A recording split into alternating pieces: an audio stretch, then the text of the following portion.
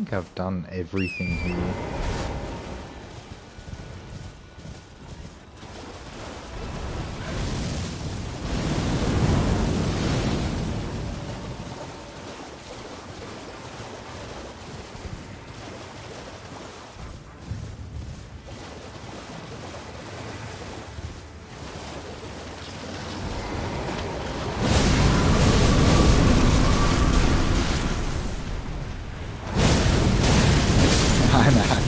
But I'm mainly talking because it's like a recording and I put it in a playlist. I yell at the TV and stuff too.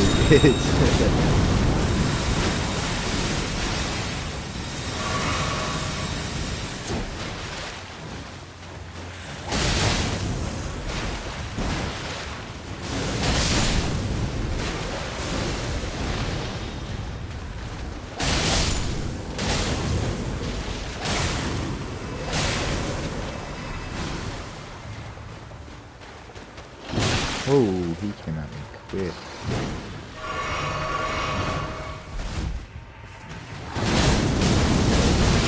He's got a lot of health and he does a lot of damage.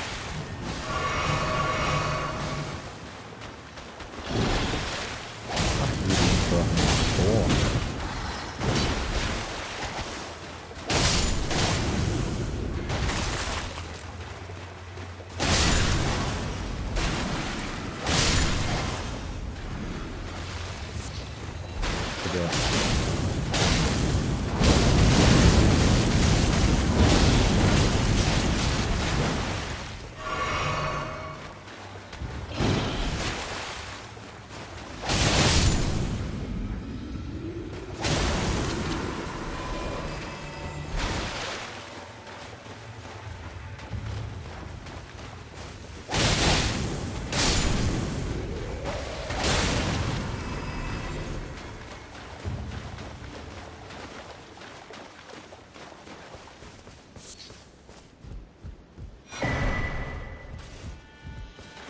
Okay, haven't got that yet.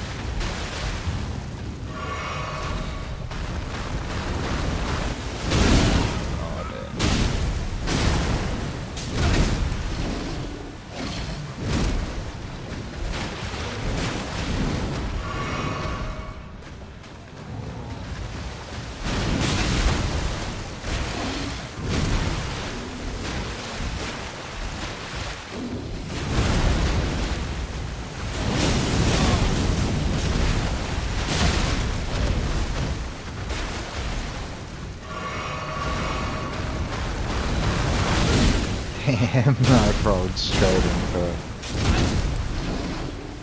Doesn't do that much damage though.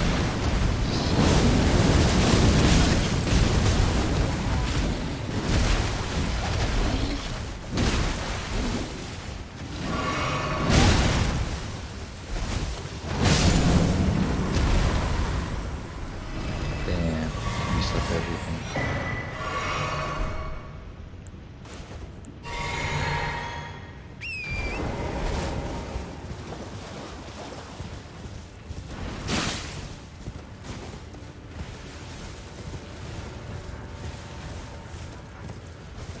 Is that it? Is that everything now?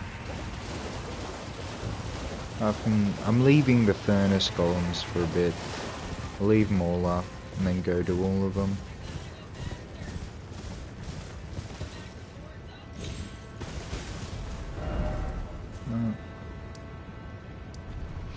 Where are we going?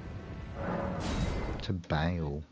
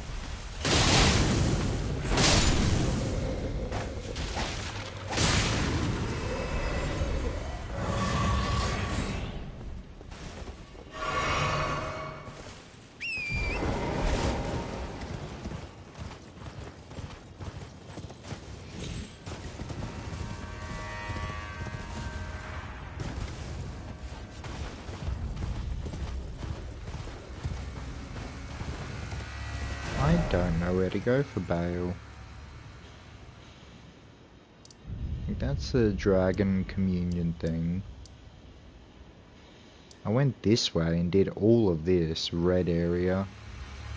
And then you can go down here, do the green area and the crystal coast. But I was in the dragons area. Jagged Peak. How do you do Bale? I forget where he is.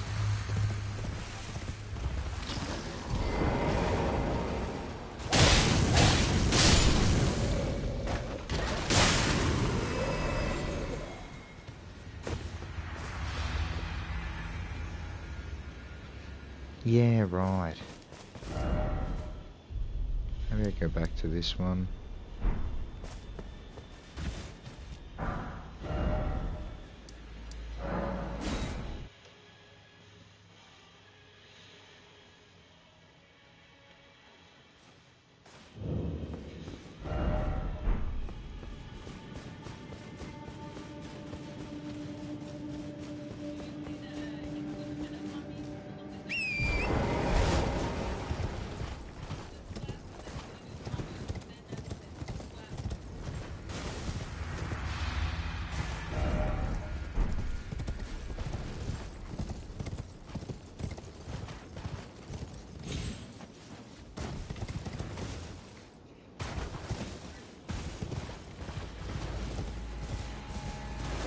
Is it through here?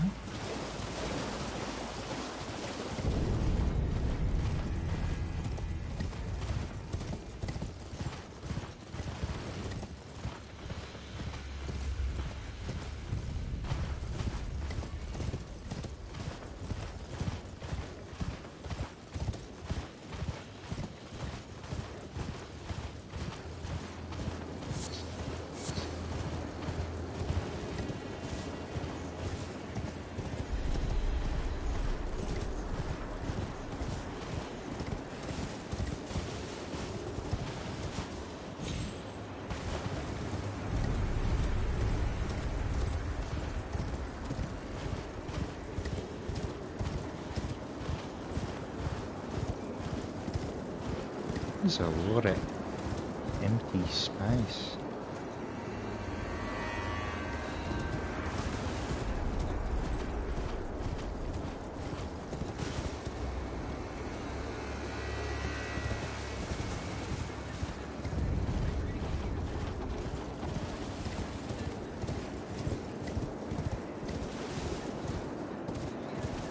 Oh, is there nothing around here?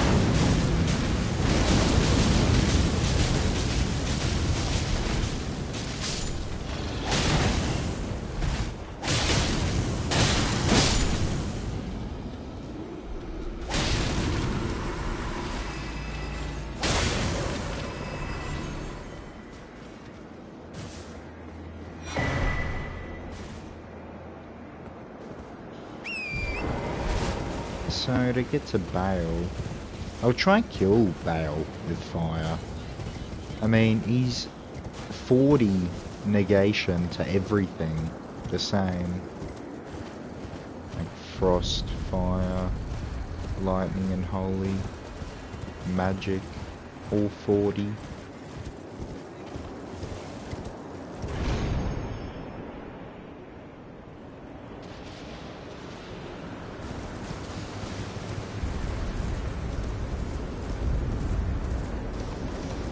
So fucking cool.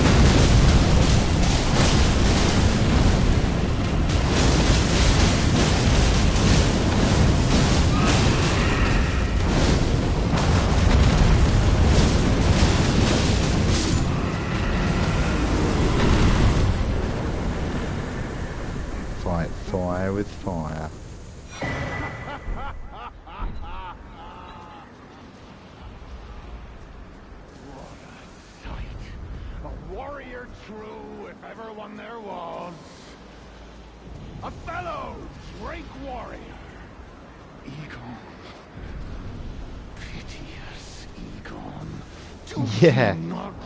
The Magma build. Just 2 Magma blades. I got Erdtree. It seems to be the best incant scaling. Just cosmetic. Even though the helm does actually do something. But Fire Charm. Talisman of Magma.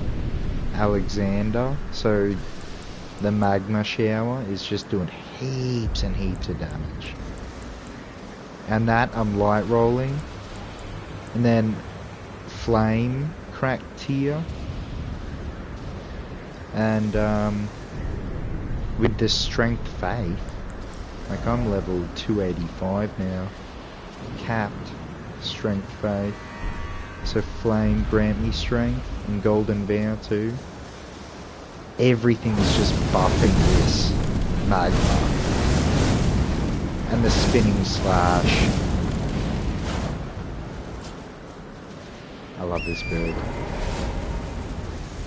I mean, people have made it before.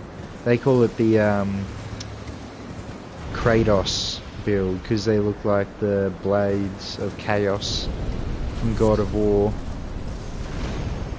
I call it the Magma Marauder. It's all the same thing. You can do it with the Magma Scale Sword as well.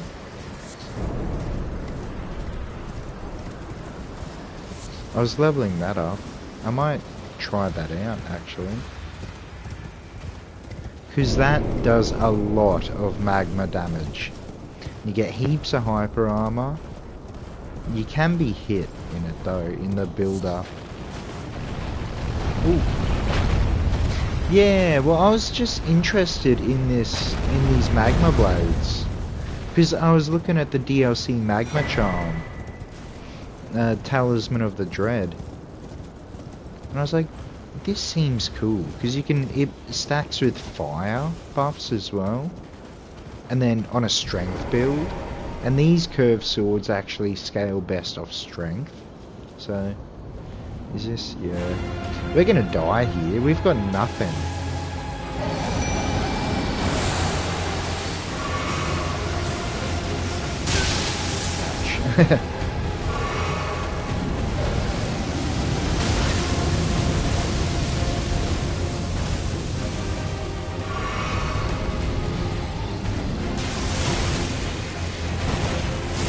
Waves, yeah.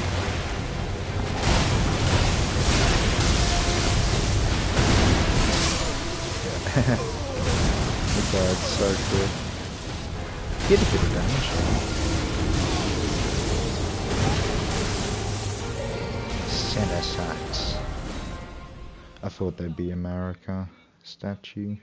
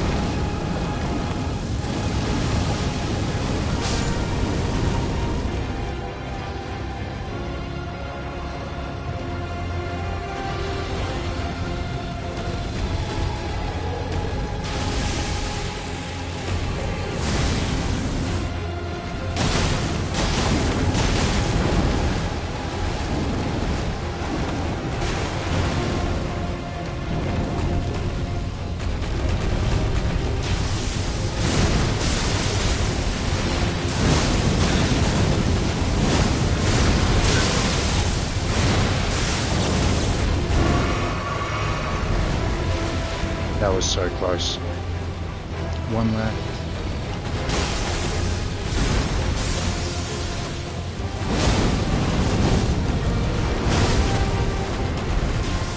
No. No.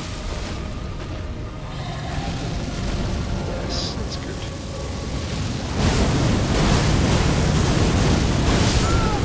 Oh no. Did it count?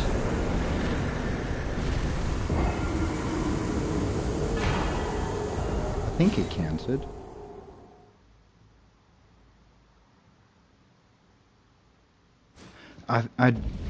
Yeah, so that was like a stand up and breathe down one. I thought it was a front breath.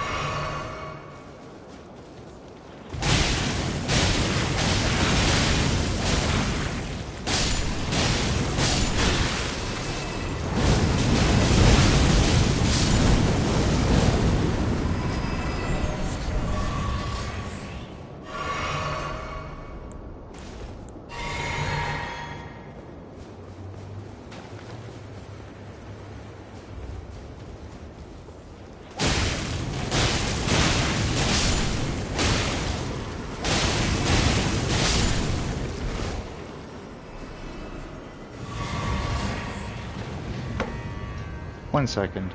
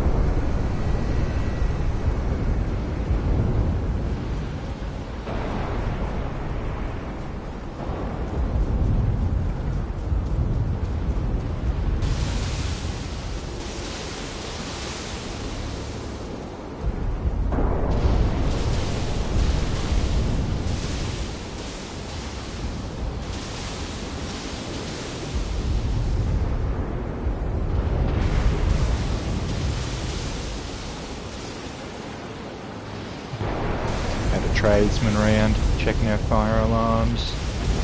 Yeah, this is the build I was gonna go for to kill Bale, because it's pierce damage. Is Bale up here? I think he is. Yeah, I remember this.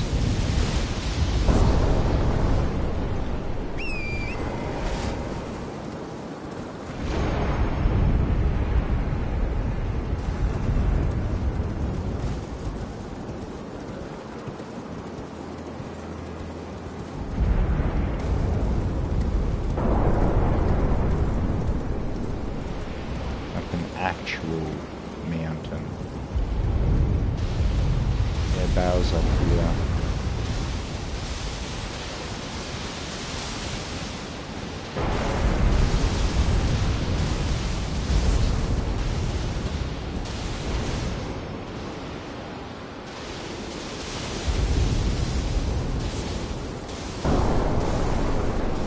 Such a sick entrance to a boss.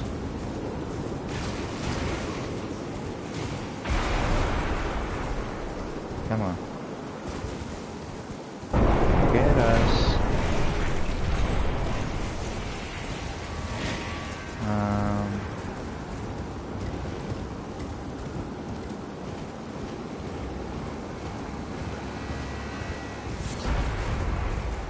Dragon's Caliber.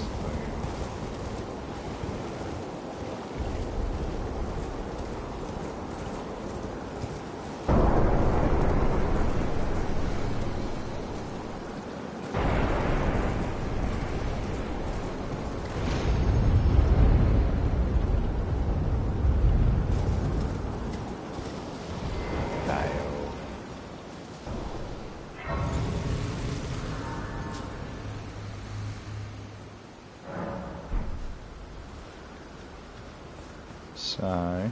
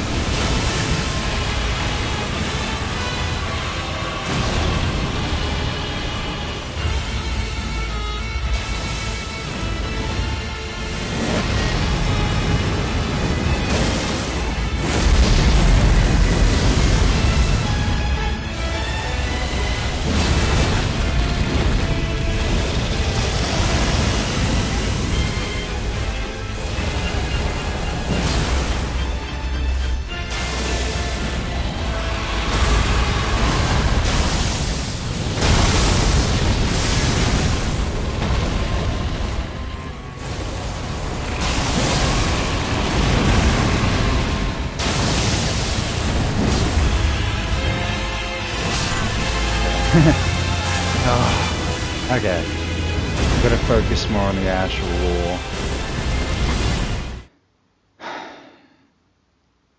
Light rolling helps on this fight. A lot.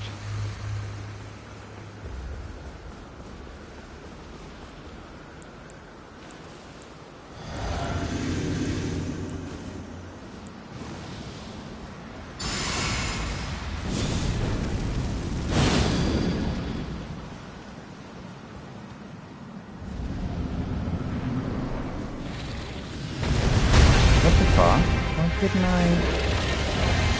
I'm gonna die here. These two now.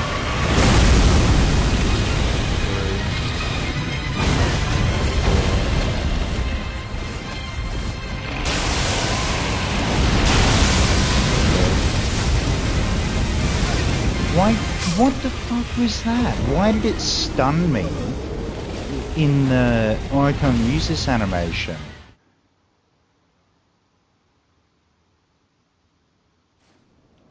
That's bullshit.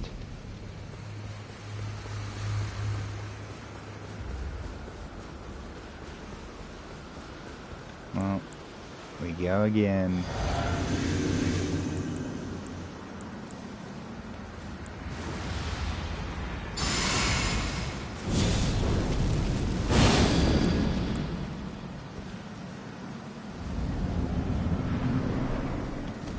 There we go.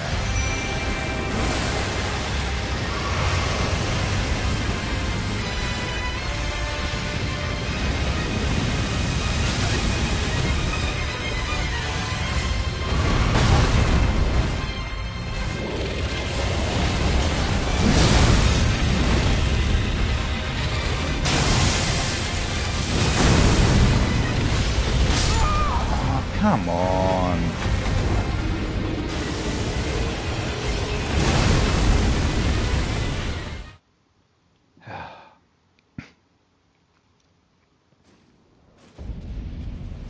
Just when I go to heal, sideswiped.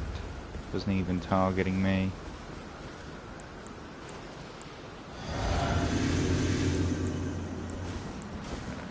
Keep doing that.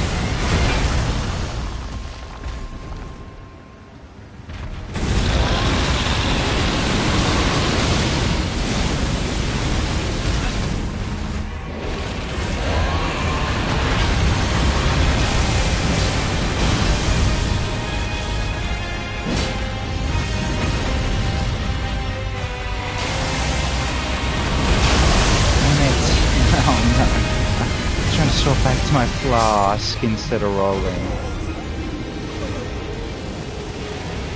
Ah.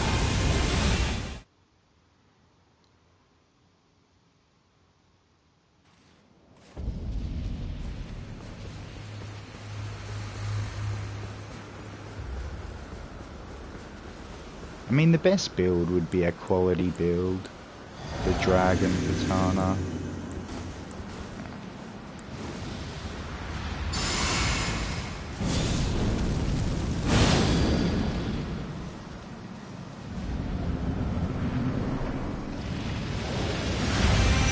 Ready.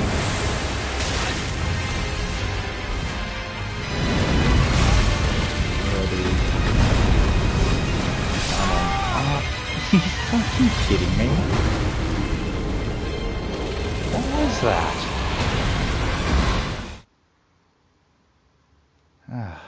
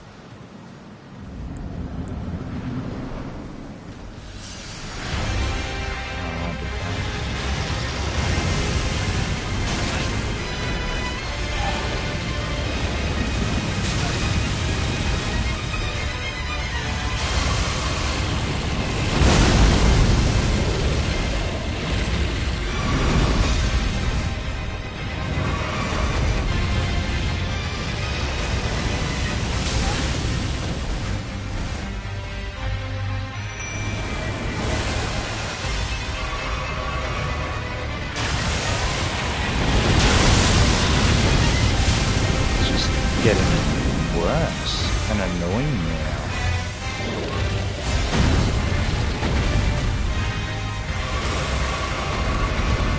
And I wasted one.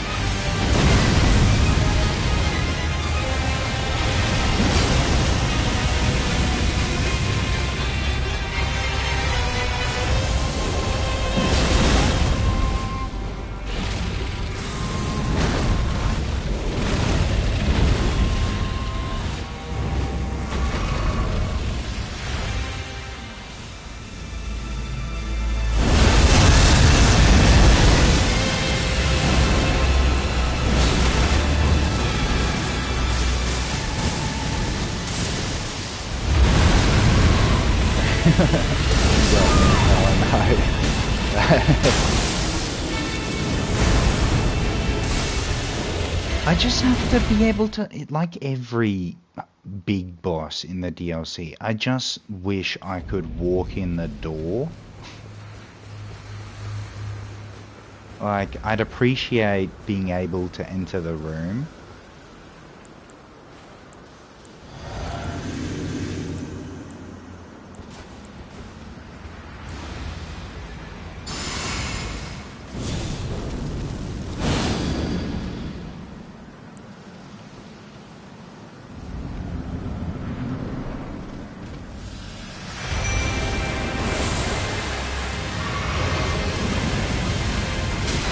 I rolled.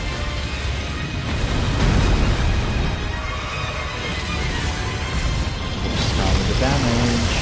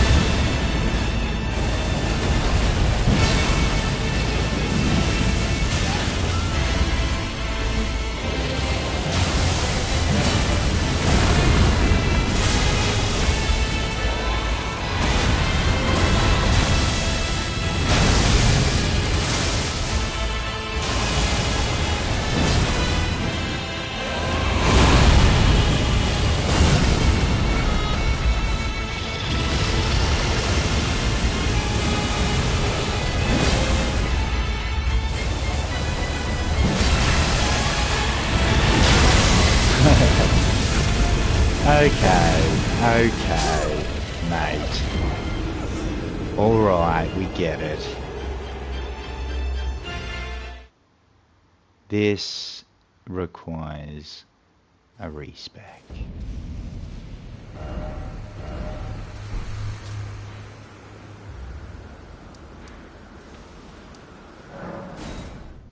We have prepared for this.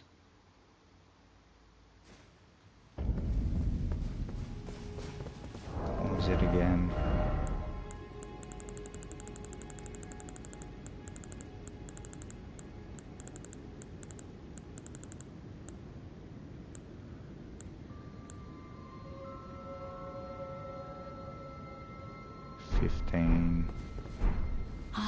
Is it thy will?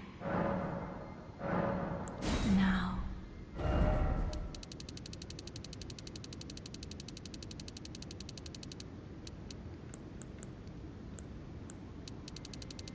Well, it's actually gonna be like this. 80.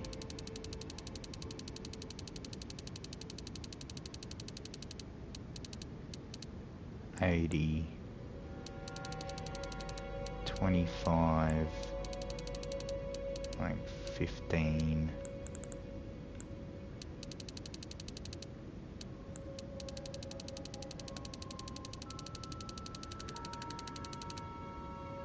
You know us. I think that's all we need. Martha. So, a complete change of build.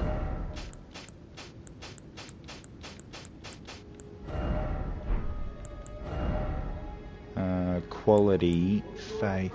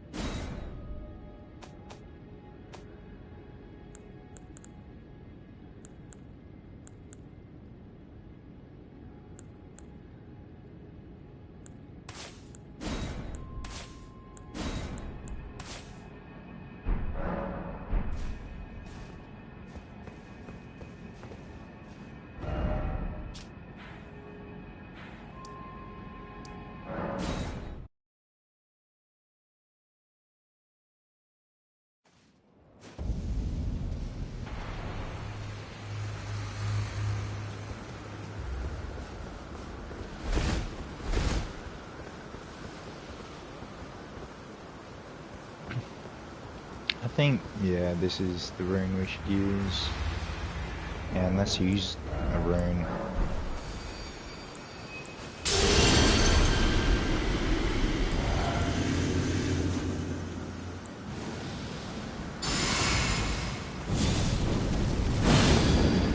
What's our attack rating at? Oh, I forgot my physic is doing something I don't want it to. 2,543. Jesus. But yeah, it's giving us holy damage. We'll get something else.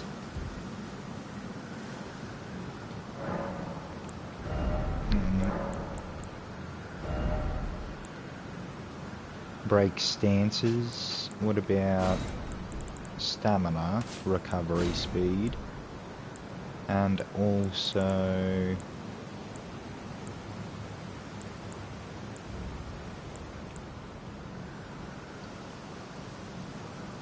charged attacks? That might work for the skill.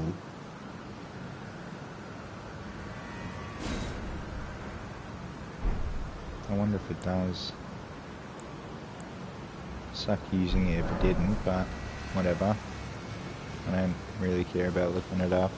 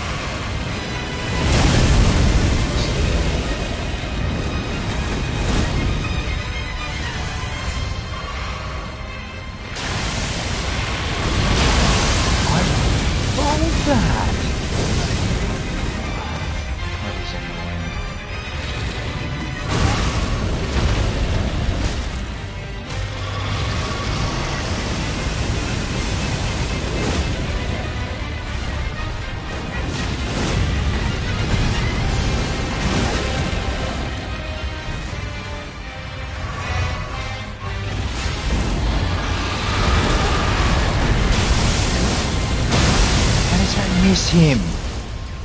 The only place. Okay, I'm not locking on. Maybe that's what I should stop doing in this fight.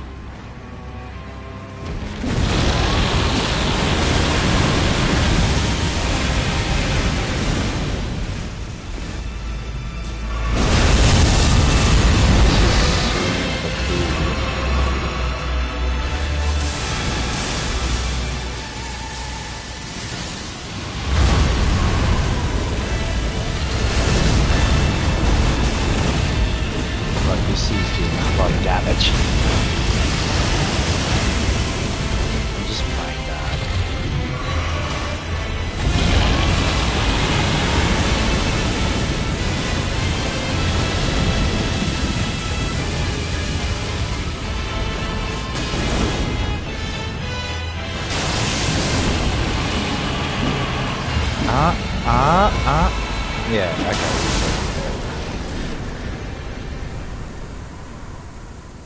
Yeah. Super good.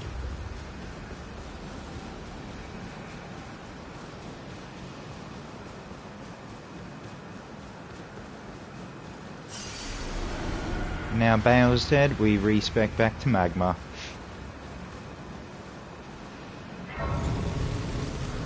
I like that more. I like that Ash of War. The Magma Shower. Okay, well that's done. There's nothing else here, is there?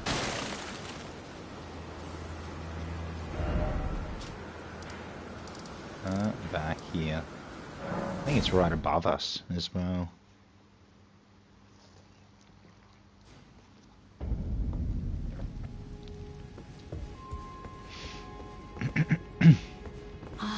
Is it time? Now. So what do we have for strength faith? I think it was 60. like 70, 80,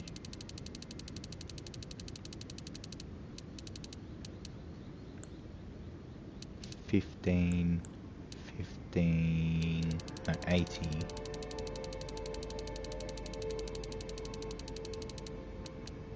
15, 10, just to make it double digit, and then the rest there. That's our build. Thou art now a sweeting, full fine and fair. My thanks for being born of my beloved egg, time and time again.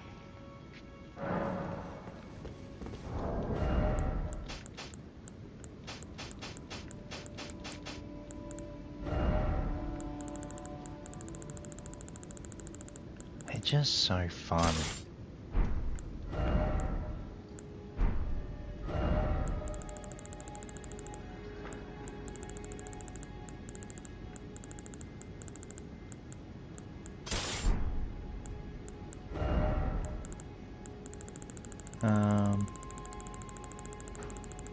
Tree.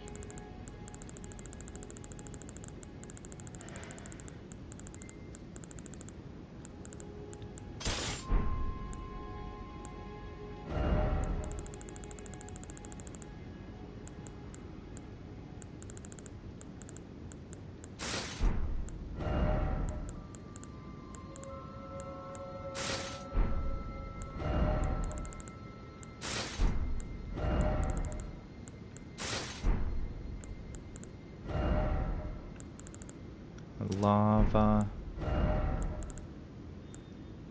fire, skill, light roll.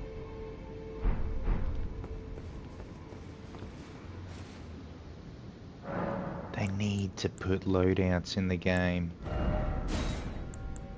Fire and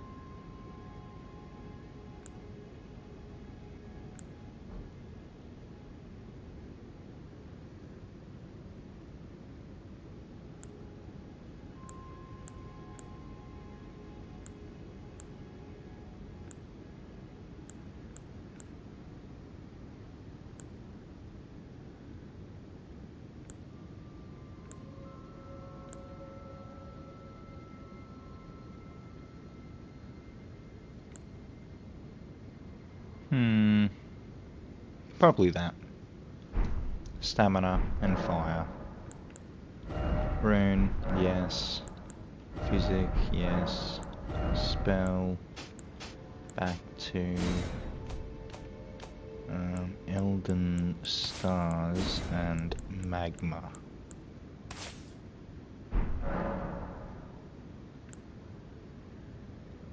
That's our fire build.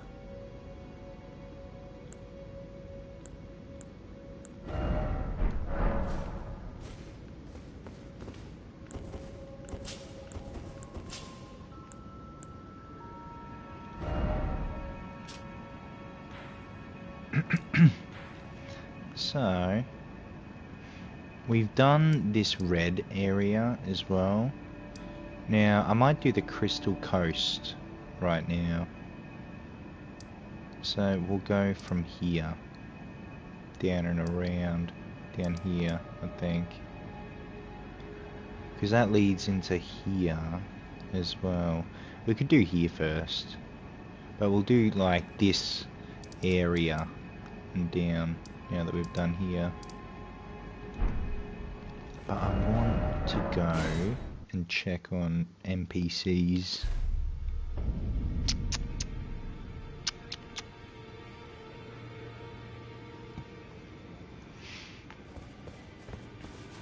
I've decided, as I mentioned, we may not, if there's any. May the golden orb. We have so many remembrances. I was gonna save them, but I might just start buying stuff now. Shake when they are about to, no matter. Heaven, that is not the bird, the rule, the forbidden, the finger.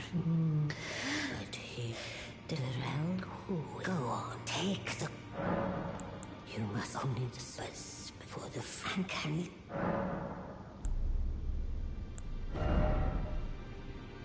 So, Regal Answer, I have that. Pretty sure I have that too. It doesn't say though.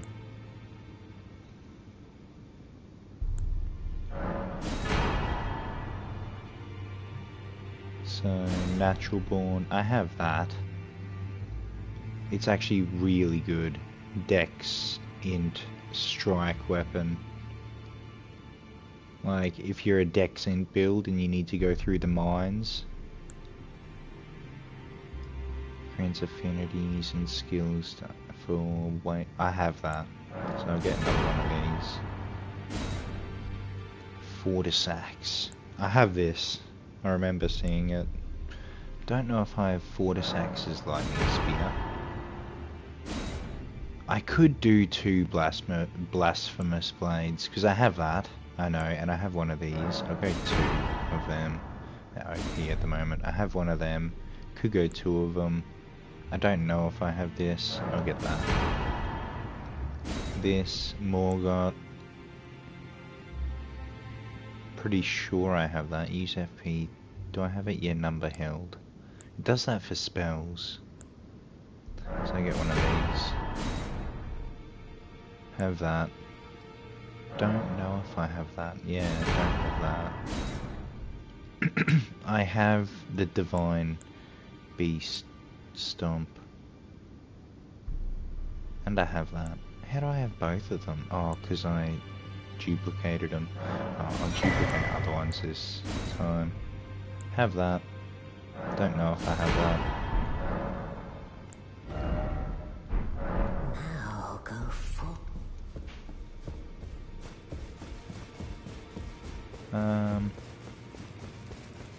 Is there anything else? We've done Fear's quest for Fear's Ending, which we haven't done yet. I've got the some key items, the Mending Rune.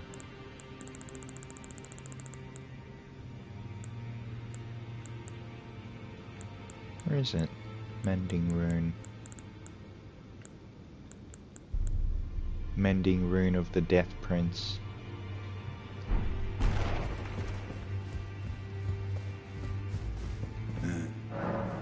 If you'll need to go if you let you think. If you'll need to go if you let you think. Yeah. Allow me to find the she hides in it, she knows them. Find the she hides in it, she knows them. There are 4 Mikola, his twin, Luna and Rani is so here if you should learn, I'll trade you. We both as such. There are 4 Mikola, his twin, Luna Prince and Rani is so here if you should learn, I'll trade you. We both as such. Oh, it's not fitting, let him stay. But if whatever. Information. And it is a. You are the truth. That, with it, one of the last, as promised, the last of this. Law of causality.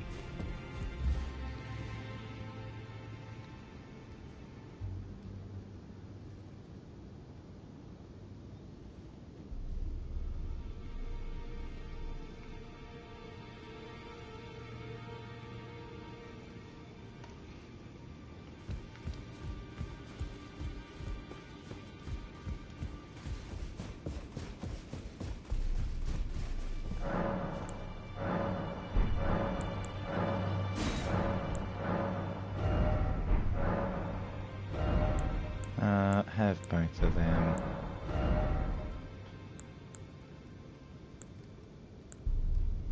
I think I have these.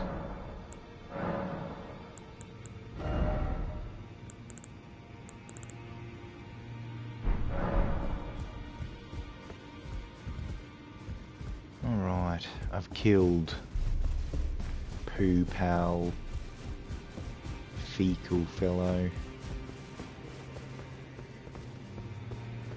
There's something else I was gonna do.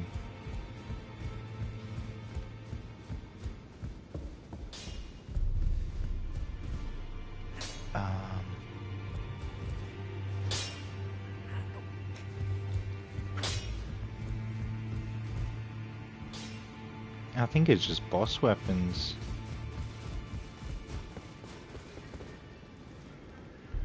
There's nothing else here, is there? I can't even remember what I was gonna do.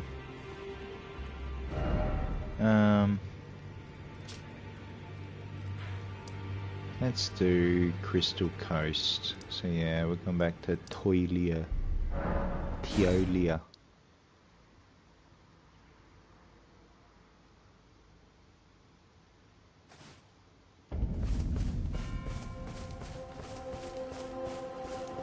Just gotta pop to the toilet. So, what can I help you with?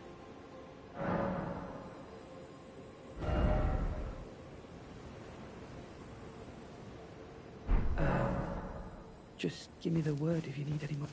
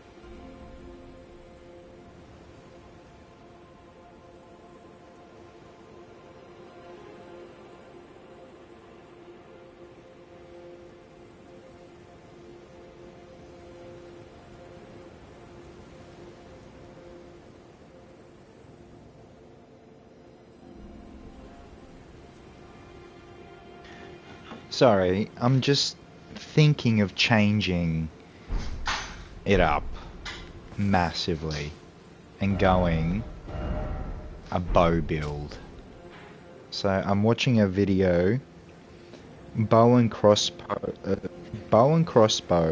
gameplay guide, Elden Ring DLC, by a YouTube channel called Fermento with a PH. This is going to be more of a style choice than anything else, and kind of like a challenge run thing, because bows don't really provide much in the way of pros that other builds also wouldn't be able to accommodate. Bows don't scale extremely well, and their AR is pretty low. They can't have any other affinities besides normal, and they can only use bow ashes of war, which there's only 2 of them that are any good anyway, which is barrage and rain of arrows. And of course, they're limited on ammo. So not only do you have a limited stock of ammo that you can carry and craft, but also a limited amount of shots you'd have in a boss encounter before you need to ammo swap mid-fight or something, which isn't very fun. So in the later difficulties like NG+3, where bosses have a ton of life, it doesn't really feel very good to play strictly bows with their limited ammunition. Speaking of bosses though, humanoid enemies and bosses have infinite stamina and will dodge like 95% of your arrows that you throw at them. So those are a huge pain in the ass for bow builds, but we'll talk about that in just a minute. Overall though, it's kind of a lot of cons. Like, yeah, sure, you get ranged out of it, but it's not like Faith and Intelligence builds don't have range options either. And really, the only pro is that you can clear areas and deal with like non-boss enemies and even like elite enemies pretty easily with bows, since you can just snipe them from afar and play safe. And that's pretty much all you get out of a bow playstyle. Also, actually, side note, it does allow you to play stealthy at times, which is pretty fun in my opinion, and I don't think very many other builds can pull that off. Alright, if you still want to run a bow playthrough, let's talk about the gear and kind of what you need to collect. I'm going to start with the pre-DLC gear. And do note that I have a video that I made like way back at launch showing where to get like all this early game bow equipment. So check that out in the description down below for what you're looking for. I'm going to try and piece in some information and overlay like where you can get stuff and what they do here on screen. But you probably just want to look up this stuff ahead of time. I just want to explain why we're getting this stuff and kind of where to get it real quick. This build is sick, Alright, so I'm not going to cover all the movesets. We'll come back to it. We've made so many builds now. It's time for another one. Let's go ahead and cover the differences between the bow classes so I can explain what bows we're going to want to be using. The first major note that I mentioned before is that unlike most other weapons, bows can't change their affinities. So even if they can change their ashes of war, you can't actually make a bow sharp or quality, occult, bleeding, any of that stuff. You only get normal.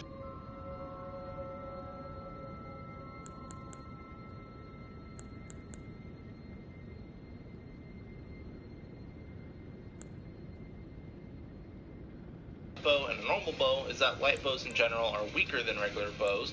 They scale less, they just a little bit less damage per shot, and they have less range. But to make up for that, light bows can fire arrows after sprinting, backstepping, rolling, dodging, and jump shotting. This makes them far more ideal than a regular bow, as their moveset is more fluid and most importantly will allow you to get 2 shots in quick succession from a jump shot and a follow-up shot. Jump shotting a bow is actually faster than the normal draw animations if you just keep firing them. Effects. However, in the latest DLC patch, they speed that up, so it's not as significant as it was before. But you should still prioritize jump shotting with the bow where possible, because you still get to move while you're jumping. And because light bows get to follow up, they can just shoot a lot more. Of all the non-DLC short bows, none of them are particularly special and don't have significant differences between them. You can start with the short bow, find a misbegotten bow, or just buy the composite bow from the nomadic merchant to start your playthrough if you wish. Barrage should be your Ashes of War of choice, as it only comes on light bows, and it's the most DPS a bow can actually dish out, and the safest to use. Mighty Shot, Sky Shot, and Enchanted Shot are not particularly good in my opinion, though Rain of Arrows is better in the recent patches and can be used to snipe groups of enemies from afar. It's pretty solid, but I would stick with Barrage. Now for the regular bows, or I call them just long bows, like the short bows, we only have a few to choose from and they're not significantly different from each other. Thorn Bow and Erdtree Bow have split damage types, which are pretty bad because in general they can be doing less damage than standard longbows. Holy Bow has 10% more range than the other longbows, but you're probably never going to notice that with the range talisman on anyway. Serpent Bow does give you additional poison buildup, just a little bit, but it is stuck with the Mighty Shot Ashes of War, so it's not particularly good for status application anyway, when you can just throw out 2 arrows really quick with Barrage. The real only choice you have for a longbow, besides the standard longbow you get at the beginning of the game, is the Black Bow. Because in general, long bows are stronger than short bows and have more effective range, but they lack the follow-up shot that short bows have. But the black bow has the moveset of a short bow, allowing it to have the full range of shots while retaining the range and damage of a longbow, and having access to barrage as a dash of war, which no other longbow has. Being a somber weapon, it can't change its affinity or ash anyways, so it's good that it's got the best stuff out of the box. The black bow is found in Lindell, which is a bit of the ways into the campaign, so you can just use a short bow in the meantime, or a long bow for sniping until you get a great bow. And speaking of, we have the great bows. While great bows are significantly slower to use by comparison, offering no mobility, long recovery animations, and even more limited ammo, great bows are still outstanding at sniping enemies and clearing out areas without alerting anybody, making them very safe to progress through areas with. Great bows are easily the best weapon for this purpose, as you don't have to spend FP or engage in enemies. You can just plow through most zones without the risk of death. Even giant enemies will get staggered and killed by great bows pretty easily. While there are a few options for great bows, you really only have two actual choices. You're going to want the standard great bow, which can be easily farmed from the Redmane Knights, the Lindell Knights, or just get it in a chest at a lookout tower. This is the only great bow that can actually change its Ashes of War, and it allows you to put rain of arrows on it, which is very strong when paired with great bows. The other option would be to just get General Radahn's great bow from his boss soul. This is a stronger great bow, although at the cost of a little bit more weight, but it also has its own Ashes of War that's basically rain of arrows, but better when paired with Radahn's spears, which is his accompanying ammo. This ammo can also be purchased infinitely, making it a great sustainable great arrow. I love Radahn's great bow personally, but standard great bow is easier to obtain early on if you want it.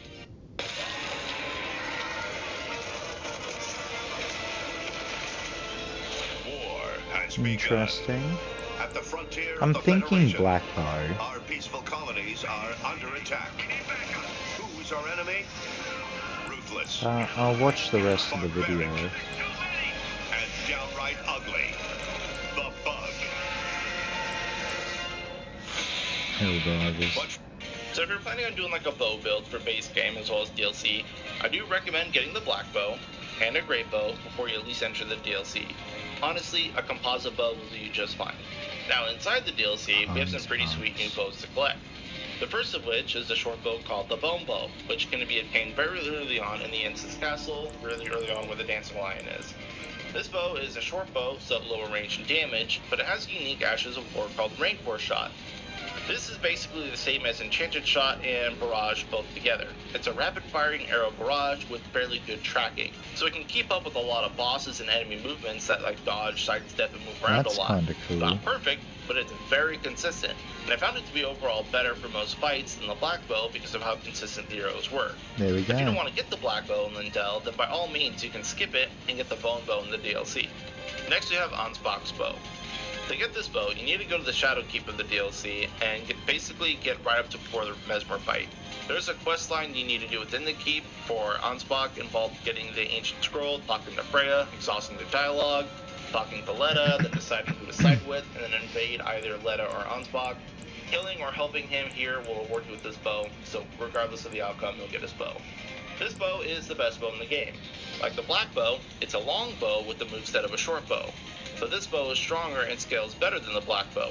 On top of that, its unique Ashes of War fan shot fires a shotgun of arrows that is extremely strong. Now, Okay. small side tangent as I explain this Ashes of War. So this fan shot is technically bugged. Fan shot fires 8 arrows in an obvious fan spread. So you can shotgun an enemy with it, and you'd expect it to deal about 8 times damage if you land all the arrows on the target, which is pretty true. However, it's true because of its flawed design. See, it doesn't matter how many arrows you actually hit the target with, it's always going to deal the damage as if you landed all the arrows on the target anyway. So you can spread shot 3 or 4 enemies, and they're all going to take the same huge hit. So while this does multiplier damage by 8, it's all 8 in every arrow, but it only registers 1 regardless.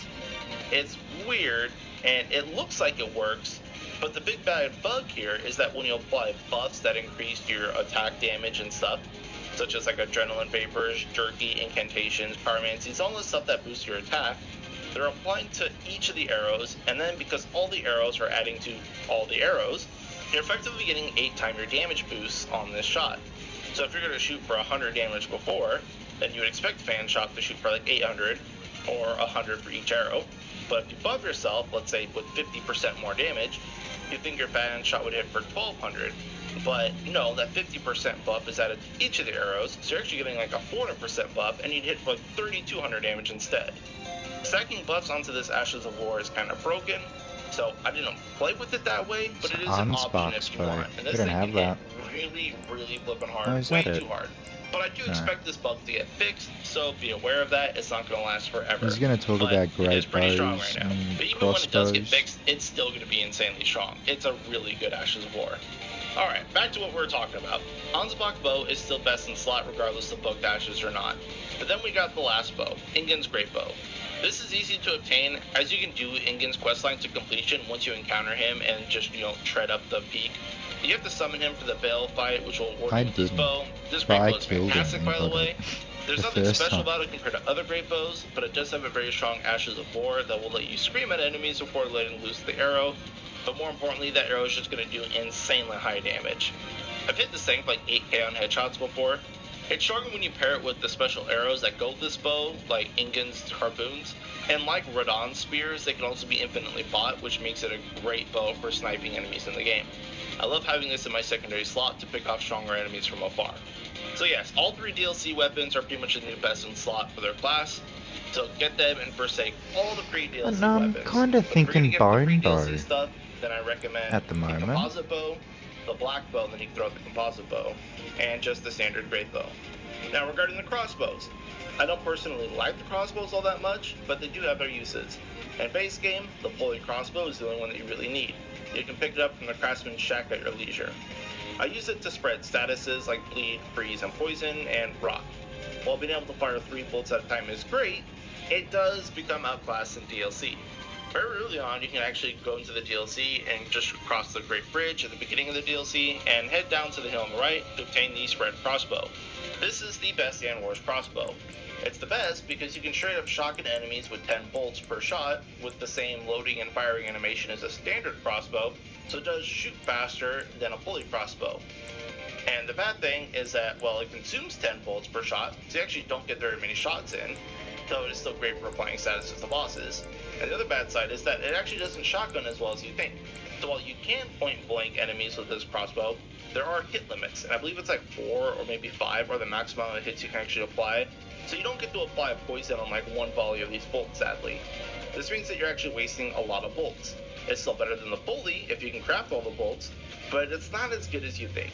I still use it for backup and to save arrows, though. I do like having it just on my offhand. I have to use up my bolts because I can't pick any more up. Crossbows and ballista, I'm kind of indifferent on. I find that great bows are better, they scale better, they have actual Ashes of War to use, and can be used faster. What about the repeating crossbow? You can't really beat sniping players with explosive bolts from across the map, and to make that better, the new Magic Jar Cannon has trapping bolts, which are great. So you do need to be locking on for those to be effective, which is a lot closer than people usually use this for. It's fun, what if I but the split magic physical bow damage means generally it's going to be weaker than the normal jar cannon, and the explosive bolts that pair with that on pretty much all the enemies. So, I mean, they're cool, I just don't really use the big cannons, unfortunately. Well, what if Feel free to, of course, just mind your weight, because they're really heavy, and they do require a lot of strength. Now, unfortunately, we're nowhere near done talking about equipment. That was just the general bows and crossbows. Do with that information what you will. But let's go ahead and talk about the actual arrows and bolts, because I do have some notes here. And look, there's a lot of arrows and bolts out there, too many in fact, because a lot of these aren't farmable to have like a reusable stock, or some of them just aren't worth using. The main point being elemental arrows and bolts. In case you didn't know, split damage is never great in Souls games. Having damage get cut down by multiple defenses always hurts, and for the most part, you can't change the affinities of bows. Pretty much most of your damage is going to be physical anyways, so adding just a little bit of elemental damage isn't really doing much for you, even if the target is weak to that element. This includes things like magic arrows and bolts, lightning arrows and bolts, holy arrows and bolts. Fire is actually not that bad. A lot of unarmored enemies and beasts tend to writhe in agony when set on fire. This is most notable against like the finger enemies, which are pretty much the only reason why I keep fire arrows around. Otherwise though, elemental arrows are pretty bad, because for the most part, the standard base arrow is going to do more damage per hit anyway. Status arrows and bolts, on the other hand, are pretty good. I'm not going to say they're the best, but they're really good. See, the best arrows are the Stormwing arrows, but you're going to deal with more total damage of these than you would with something like a bleed, poison, or freeze, including the status, because the base damage is so low by comparison, and Stormwing just hits a lot harder. By the time you actually finish your status and get your proc, you probably could have done more damage with more storming arrows. But those arrows are annoying to farm and manage, so you're not always going to have those available to you. In that case, bleed, freeze, and rot arrows are your next best bet, and they can be farmed pretty easily. Farming flight pinions is just annoying in general, and you're going to have to do it for most of your arrows, but the DLC did add a nice area to farm them if you have a big AoE spell. Just go to the Grace by the Putrescence Knight, and then murder all the animals and reset. And you just sit there and farm flight pinions and small beast bones all day. But fret not, if farming and crafting isn't your thing, you honestly can just stick to just buying the standard arrows, which most vendors have an infinite supply of. These deal 45 base damage compared to like Stormwing's 52, so they're not that much weaker, and they are still comparable to status arrows in general. Storming arrows also have a ton more stagger value compared to your standard arrow. They have 5 instead of 2, so you can get posture breaks with it, but honestly, that doesn't do much for bows, and most bosses, especially here in the DLC, can't really get posture broken by bows anyways, but you can on some bosses in the base game. But in general, you're going to want bleed arrows, and you can get the blood roses that you need to craft them infinitely by either talking to the merchant that's near Moog, or kill him and get the bell bearing and turn it in, and then you can buy pretty much everything you need to get infinite of your bleed arrows. Your frost arrows are also good on some select bosses like Melania, and you can farm these really easily. There is a great spot that you can actually murder all the animals and reset. And you just sit there and farm flight pinions and small beast bones all day. But fret not, if farming and crafting isn't your thing, you honestly can just stick to just buying the standard arrows, which most vendors have an infinite supply of. These deal 45 base damage compared to like Stormwing's 52, so they're not that much weaker, and they are still comparable to status arrows in general. Storming arrows also have a ton more stagger value compared to your standard arrow. They have 5 instead of 2, so you can get posture breaks with it, but honestly, that doesn't do much for bows, and most bosses, especially here in the DLC, can't really get posture broken by bows anyways, so you can on some bosses in the base game. But in general, you're going to want bleed arrows, and you can get the blood roses that you need to craft them infinitely by either talking to the merchant that's near Moog, or kill him and get the bell bearing and turn it in, and then you can buy pretty much everything you need to get infinite of your bleed arrows. Your frost arrows are also good on some select bosses like Melania, and you can farm these really easily. There is a great spot that you can actually just collect like 15 or 16 of them, and then reset and go. It's just this little like ice plant thing, and do that, and then you can get a stockpile of those. And then the rot arrows, you have to get the Scarlet Iona butterflies, and then those are a little bit more annoying to farm, but you don't need a ton of them. But you can get a healthy supply of these if you need to, and just use them on bosses, and then for most normal ads, just stick to your standard arrows. So in summary, you're going to want to have the standard arrows. You can buy them infinitely, you're always going to have those on hand. If you want storming arrows, you're going to have to farm those a lot, or just wheel them in, do what you got to do, but storming arrows are technically better. Bleed, freeze, and rot arrows are also farmable and usable in certain situations, and so I usually like to keep those on hand as well. But that's pretty much it. You don't really have to go out of your way to get anything else. You can if you want, but not really required. Same rules apply to bolts as well.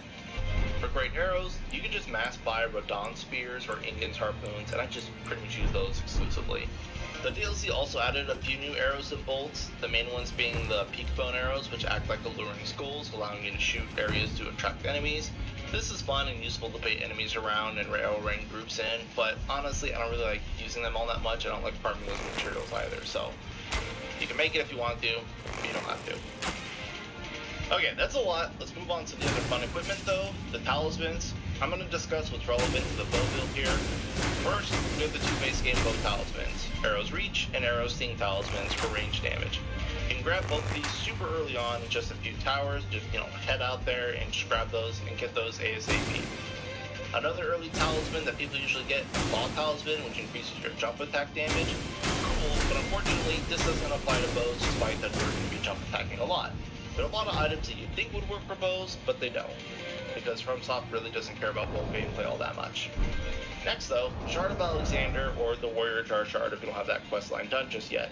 This affects your Ash of War damage, and we will be using our Ashes of War all the time, especially the Barrage, so this is a really good pick as well. I highly recommend it. And then of course you have your other generic increases for damage, such as the Blue Dancer Charm if you're going to go naked, Ritual Sword Talisman if you want to stay on full HP and pair it with Blue Dancer Charm, Red Feather Branch Sword if you want to be on low HP, stuff like that. You can just, any of those generic attack buffs will work for bows. Now, the talismans and by extension the armor pieces that boost attacks, when there's poison, bleed, or madness nearby seem like a great idea on paper, but it's not ideal for the build playstyle. Like, you can use them all for sure, but the activation range on all of these is extremely small. Like, it's basically melee range. So if you're using like bleed arrows and the white mask, plus like Lord of Blood's exaltation, you won't get the buffs if you trigger the bleed on enemies, that's more than a few feet away from you, to be honest. Now, if you want to min-max and use the Seppuku art and then other self-inflicting statuses to trigger these, go for it. But if you're just equipping them on a pretty casual bow build, you probably won't trigger them all that much, so just be careful with that. In the DLC though, we did get blessed with some other good talismans. The new bow talisman, the Soaring Sting talisman, is both a damage and a range talisman. It does stack with the base game Arrow Sting talisman, so you get two of these together to get an 18% damage boost, which is pretty good. We also get the Sharpshooter talisman, which is a 12% multiplicative damage boost, but only if you're in precision aiming mode, which is where you aim down sights in that little first-person reticle thing. I don't particularly like using this on bosses, since it's not very good on them. I mean, how often are you going to be in precision mode in a boss fight? But it is great for clearing through zones and sniping enemies. And just to note, no, the two-handed weapon talisman does not work for bows either, for whatever reason. I guess they don't count as two-handed weapons. Also, the retaliatory cross-tree talisman doesn't work with bows either, so you can't roll and shoot for bonus damage, sadly. I know, shame, but we did get two good talismans to use. So, I'd recommend normally to run the Sting and the Soaring Sting talisman pretty much all the time, as well as Shard of Alexander. Sharpshooter for non-bosses, and then you can either run Ritual Sword talisman, Blue Dancer, or an Exaltation talisman if you're feeling like you can get those in close range. You can also, of course, run a more defensive talisman setup, like I often run the Great Jar's Arsenal for increased weight, so I can use more armor and still stay on lightweight. And of course, you can just go big mitigation talismans too. Whatever you want, at least I'd keep the two range damage talismans. Okay, almost done. Regarding armors, there aren't very many armors that buff bows directly, but there are some good choices for armors. I personally like to stay in lightweight, so that kind of limits my armor choice. But the first thing I gotta talk about is the Black Feather Chest for the increased jump attacks. Again, ignore that since it does not work with bows. I know it's a great chest piece, doesn't work for us though. I like the Black Knife Chest for the muffled sound, very good for stealthy shooting and clearing out areas without getting noticed. White Mask and Mushroom Crowns are good if you pay attention to your status applications, but the Okina Mask for 3 decks is a good option as well. In the DLC, we did get a ton of great armors, like the whole Rakshasa set for 2% damage on each piece, so that's 8%, but do be warned that the defensive values in this set are very bad for its weight, and will most likely get you put into medium weight as well. While the description does say that you're going to take increased damage when it's equipped, really it's just because of the low defensive values of the armor itself, not any other hidden penalty. You can also run the Fire Knight Helm for some general HP stamina weight increase, or the Divine Beast Helms for 4 strength and 4 dex at the cost of reduced flask healing. 8 stats in a headpiece slot is pretty looking good. Speaking of stats, let's talk about what you need. So you might be thinking, oh, it's a bow build, it's a dex build, stack dex. Well, you're wrong, sit down. Most bows in Elden Ring actually scale off both dex and strength. And while you do want dex, especially because Ansbach bow requires 43 dex, strength is still very important because of soft caps. You don't need a ton of strength, but you're going to want some if you want to use a great bow and a ballista as well. Also, don't skip out on the mind stat because you're going to be using a lot of Ashes of War with Barrage and Rain of Arrows and Radahn's Rain and stuff like that. So having good FP pool is very helpful. You can use equipment and talismans to boost your FP if you want, but I just put a few points into mind. Here's a reference for what stats feel good to me at level brackets 100, 150, and 200. Of course, these are just generalities, it's not min-maxed in any significant way, but this is just kind of like what I like and what I ran with. You're going to want some strength for scaling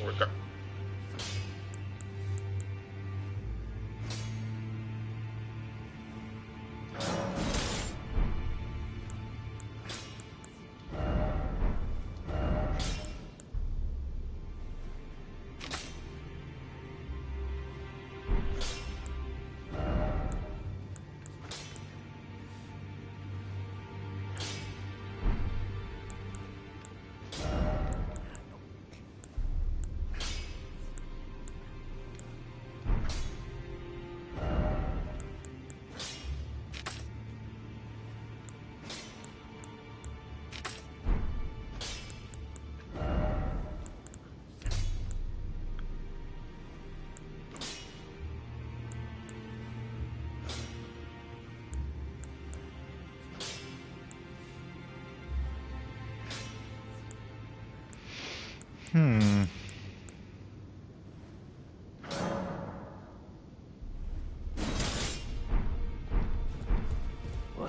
I took you no matter to lay out your own.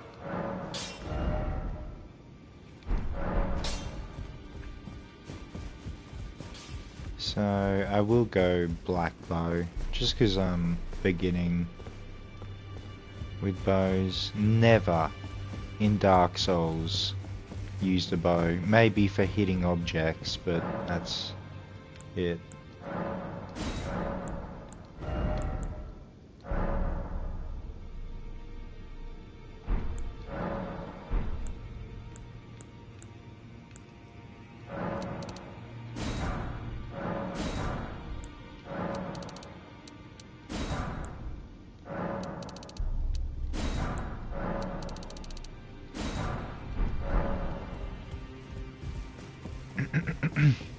It's either this or the bone bow. But this does more damage. And that's what I'm looking for. Because apparently it really doesn't do a lot of damage on bosses. No matter. Oh no, it's somber. Right. Don't even have threes. Well, that's a problem. I don't think I can buy threes yet. I must be able to.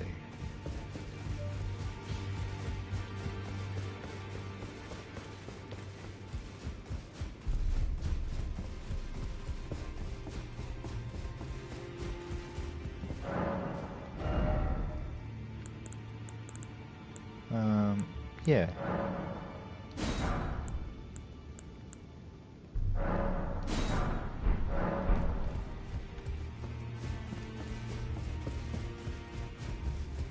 So, black bow.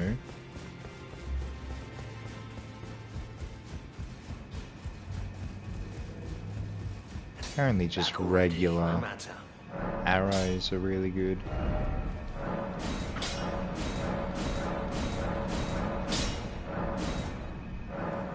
Okay, plus 10.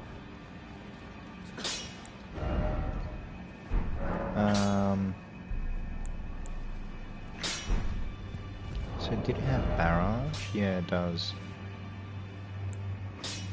Should I go hold a crossbow as well? Can I? Still be light? Nah. Just go with the bow. We got arrows and bleed arrows.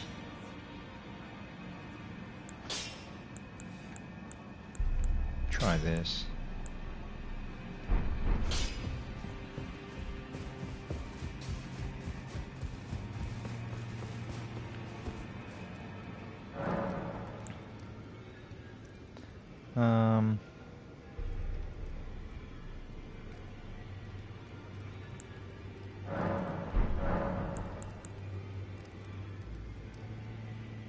I guess I'll go a bit of faith as well, maybe.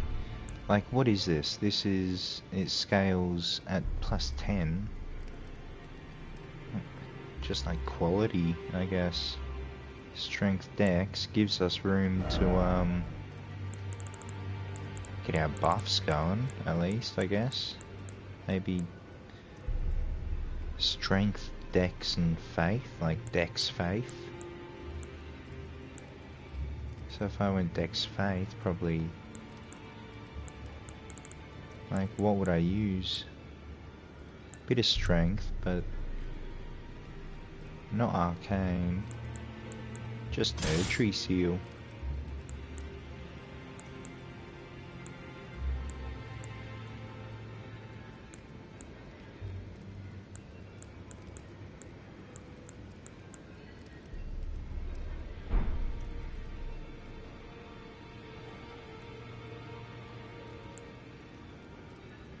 Black bow, Erdtree Seal, Rakshasa set.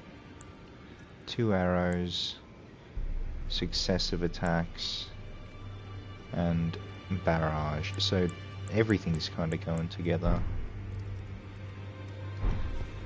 Alright, and then our physic, what would we go for ranged?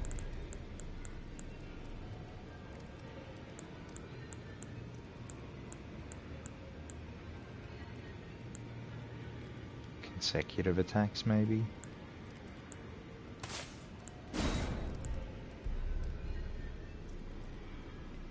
And attacks HP restoring effects. Answers dodge. Probably this. Consecutive attacks and attacks restore HP.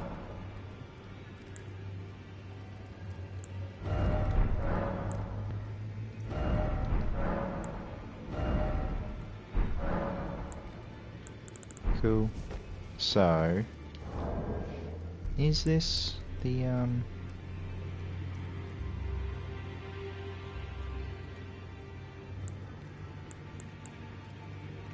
seal I should use? Would I use Mesmer stuff? What incantations would I use with a bow build? Maybe like a melee. Instead of Elden stars and Magma, like our buffs.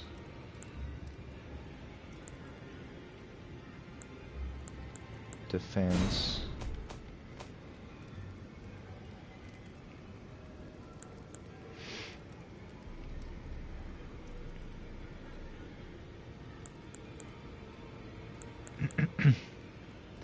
Blood flame talons could be handy.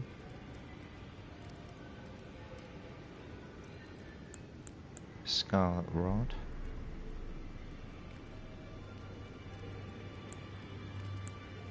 Even Roar of Regalia could be handy for a bow build.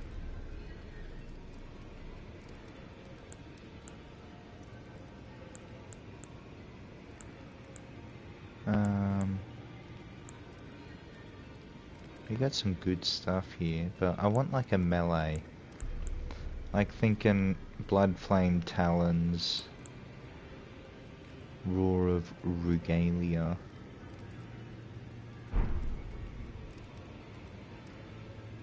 And probably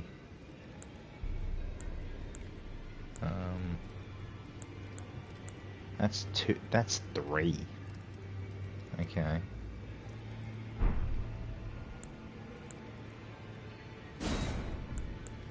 Well, we could go, this is actually Flame Protect Me. You got them and the magic. And then just put this and this. Or the other way around. This and this. For a bow build, I think that'd be pretty good. So I need 15 arc.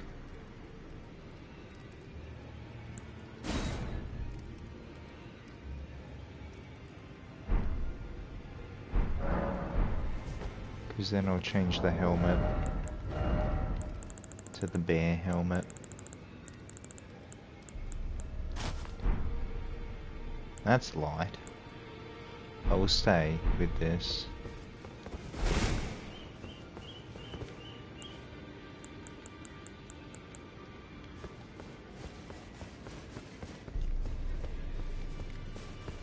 So like, if anything's getting up in my grill,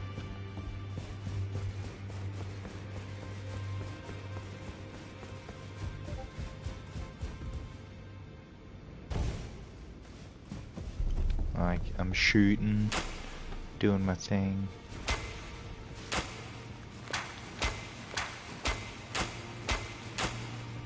Something comes up to me, switch. Is it charge? Oh yeah, it hits twice.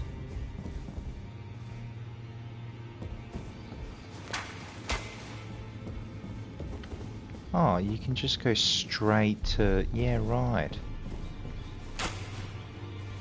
Okay, that's cool.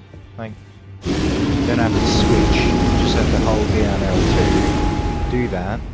Hold down L2, and we're back to this.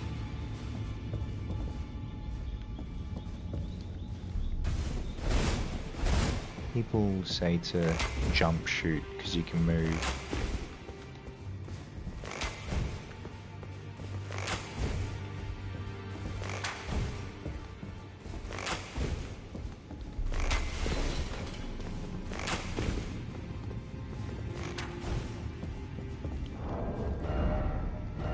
And Arnspark's bow is meant to be the best at the moment.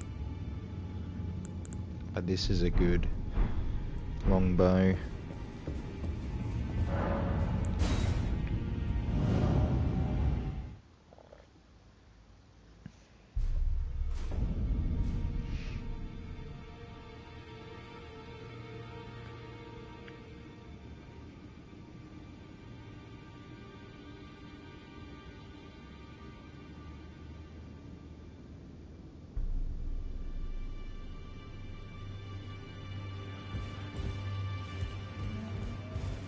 Alright, so we'll respec. Our arrow build.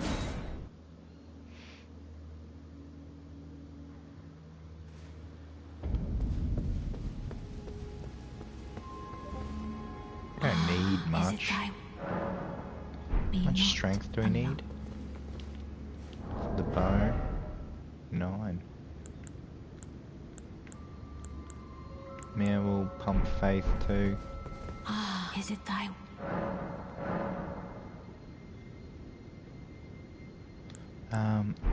But to get the most damage... Regardless, but having a near quality build also allows you a vast array of supporting weapons.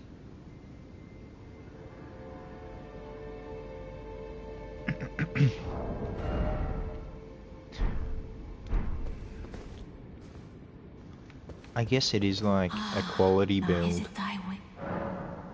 So we'll do what we can. Like 60...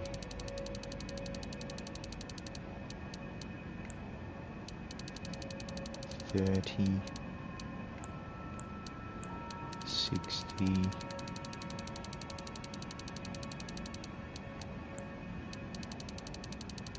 I mean, if we want range damage, slowly increasing up to 32, that's at 90. Now it's really increasing. It's still increasing up to 93. I think 80 is the hard cap.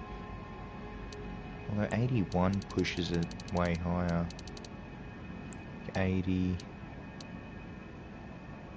Oh, both are 80, 378, okay. We didn't need any intellect. I do want 25 faith and 15 arcane. But we could go higher faith, 30 faith.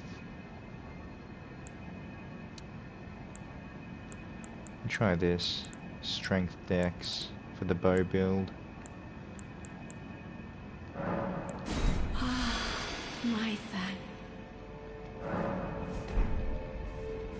Now,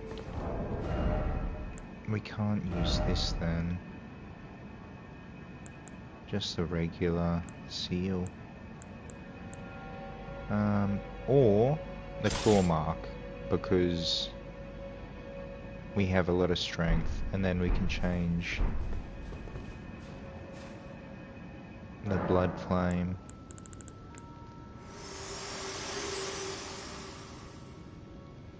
Think I shall see all I ask to the snow. I know I'm asking, but it must. And that. What is your?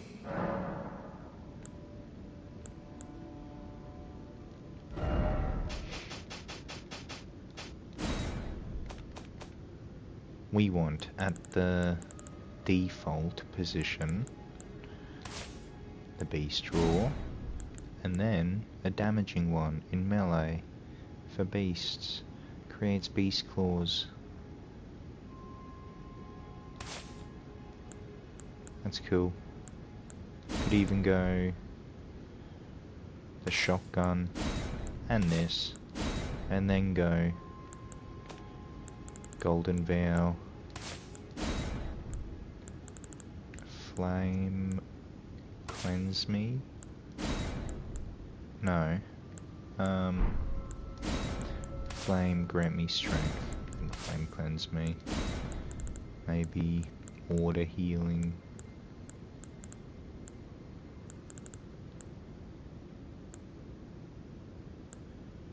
And there's black flame protection too, but don't need that.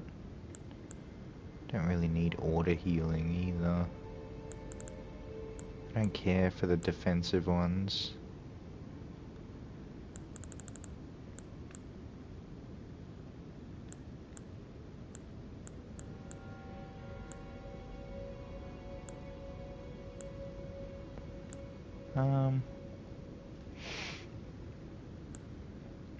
Where's order healing here? That's 11 int. Don't really need it. Area of darkness that conceals. That's interesting. We could go stealthy ones because we're bow. I like that.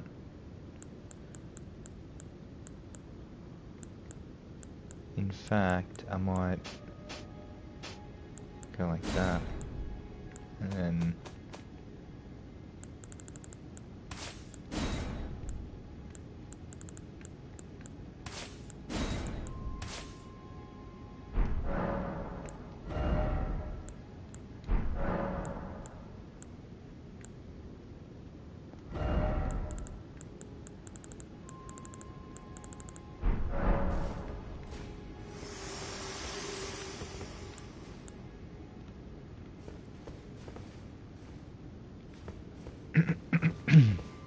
alright. Well, let's try our bow build out. Black bow. Claw mark seal. Pelt.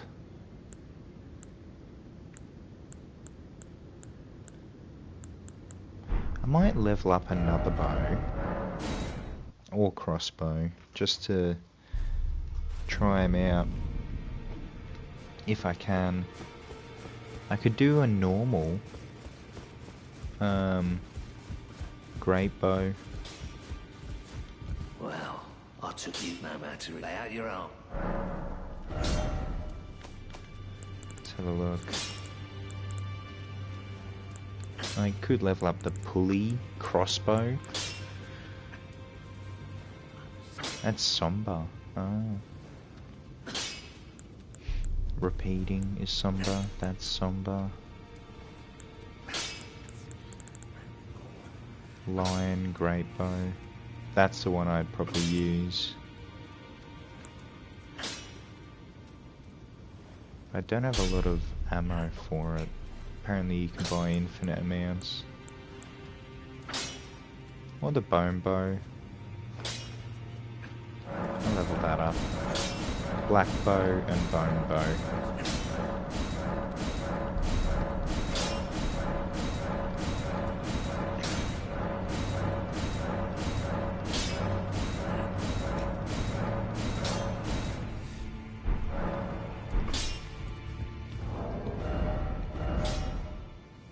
So black bow. Let's have a look at the damage. So attack rating 402.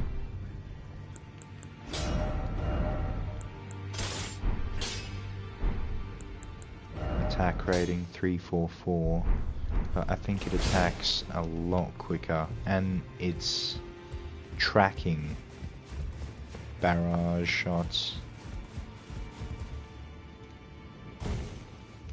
Bone bow.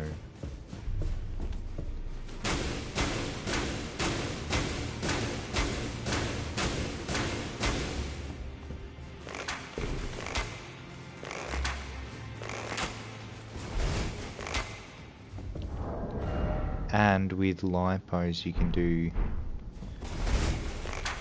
like that. Can you do that with the black bow? It said it had the lipo moveset. Yeah, you can.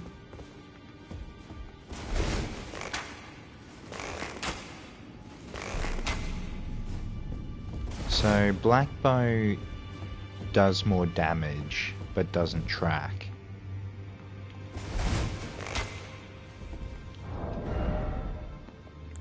Be cool if I could medium roll.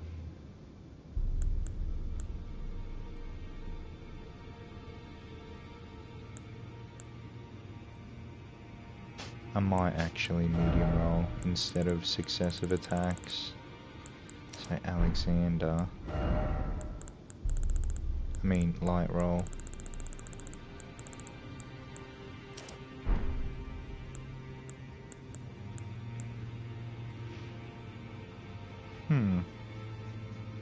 I'll try the black bow for now. So I wanted to do over here.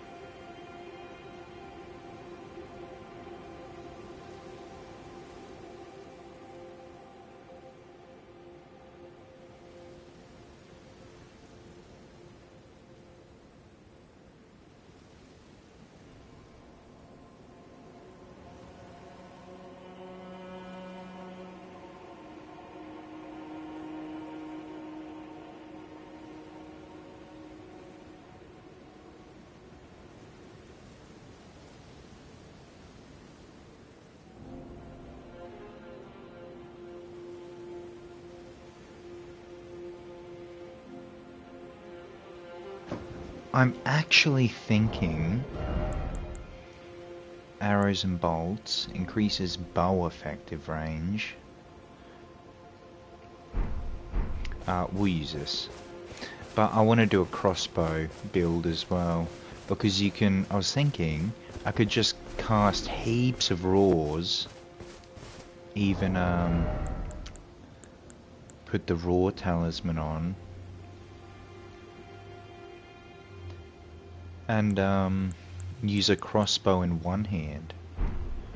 Because I have capped bolts.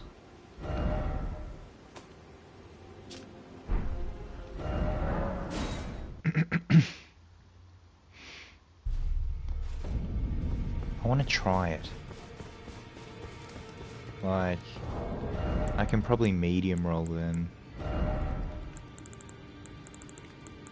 I have an idea for a crossbow build. Because if I put on Raw Medallion and then need to buy Somber, and I want to change this Good to see you again. I have you to thank. to like something that can tank. And if there's well, I saw Roderica. I need to walk a little while, and I can hear the howler plethora. Can't even. I'm not even the. You should keep. I know you're. I already killed him. The Pooh Man. We got a great bow one. But like Kristoff, I'm pretty sure I have a fully leveled up Kristoff.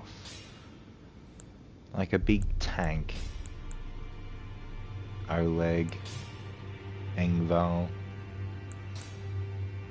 Black Knight Commander. That's a tank.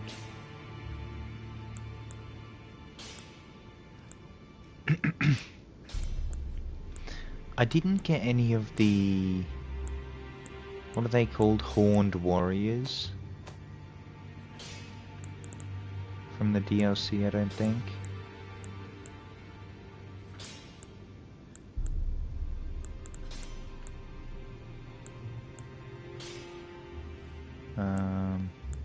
I did get the twin sisters. They could be good. And I think I've got them leveled up. These. But I don't have the FP. So what do I have the FP for? I have 30 mind, which is...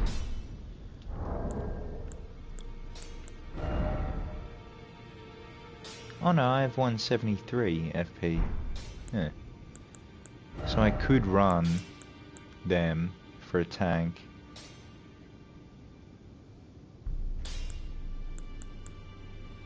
Or Black Knife Tish. And go full stealthy like. That's kinda cool. Yeah, we'll go Black Knife Tish for old time's sake.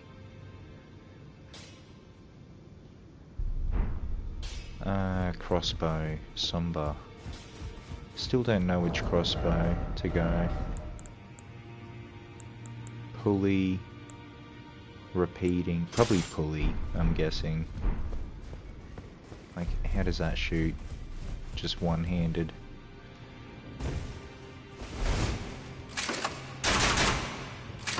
Yeah. And then...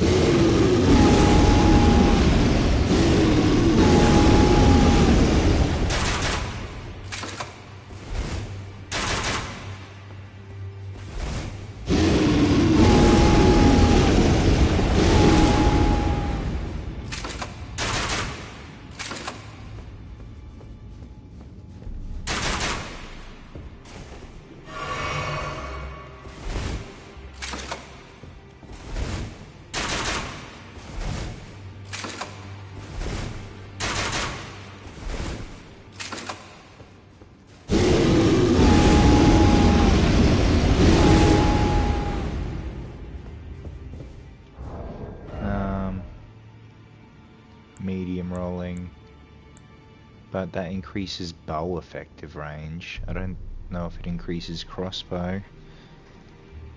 Would be interested in looking it up. Arrows reach, not bolts reach. You never know in Elden Ring.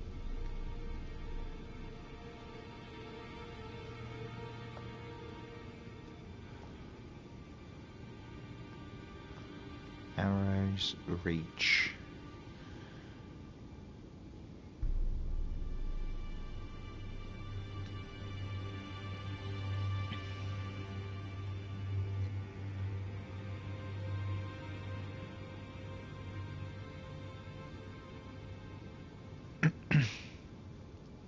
Wait, arrows reach talisman increases effective range of bows.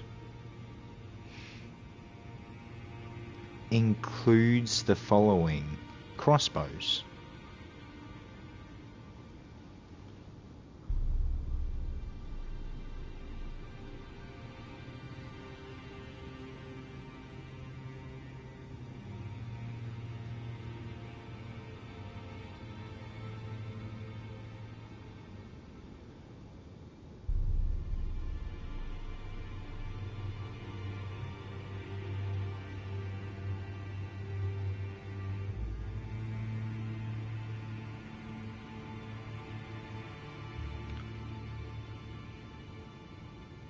Yeah, so it works on crossbows. Cool.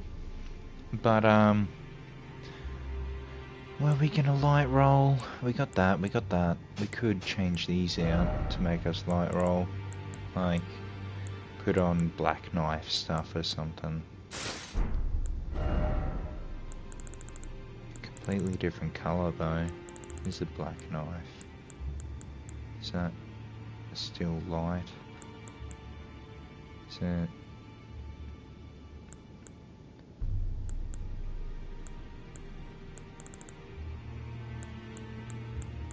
Where's the black knife?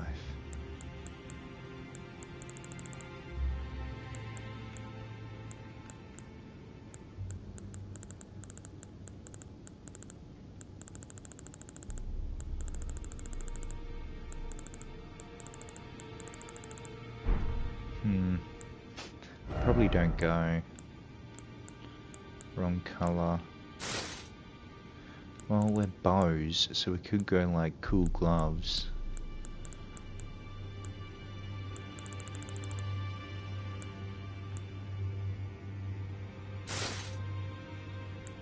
What looks like bow gloves?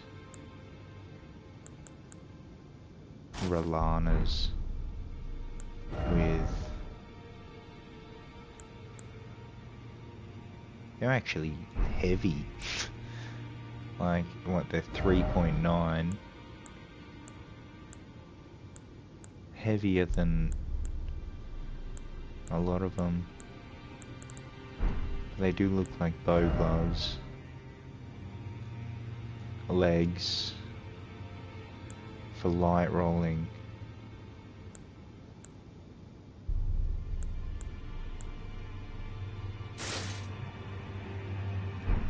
What does that look like?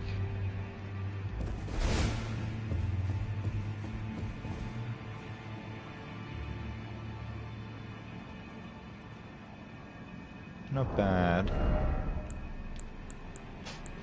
Not good.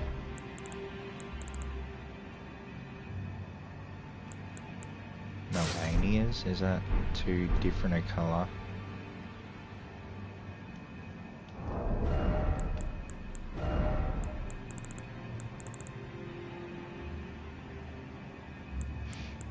What about like leather gloves? Where are they? They're kind of heavy, I thought. Yeah.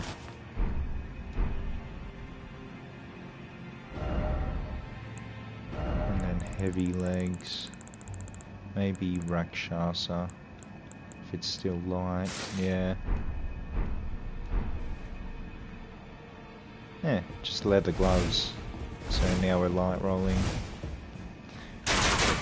Crossbow in one hand.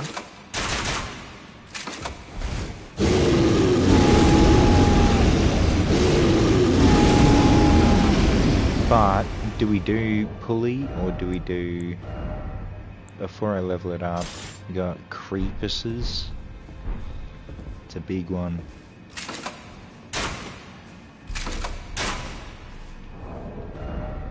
Well, let's have a look. Creepus, we're at 122 attack rating.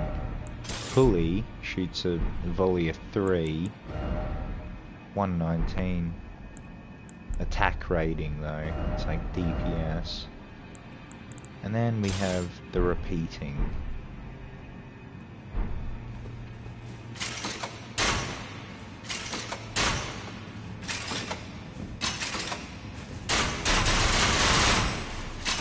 Pretty cool.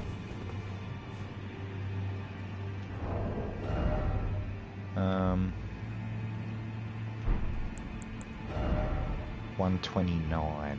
I kind of like this repeating, because I know all with L1 and then repeating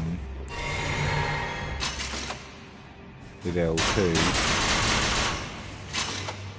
So it's like I'm shooting.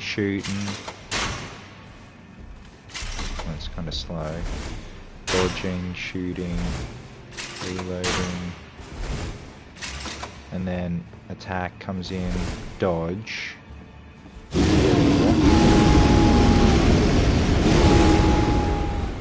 then quickly roll out.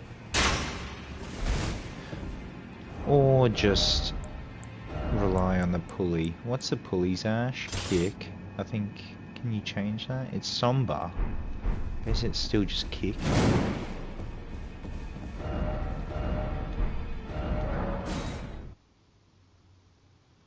Because I think I like the pulley more. Just shooting 3.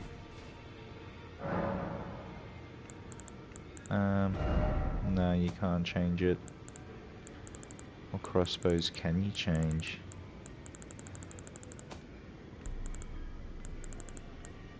None of them. You can't change crossbow Ash of Wars. Right, so crossbow and incantation. Or just bow. Let's try just bow. Yeah, after all that. Bone bow or black bow. DLC tracking bow or higher damage bow. 811, 920.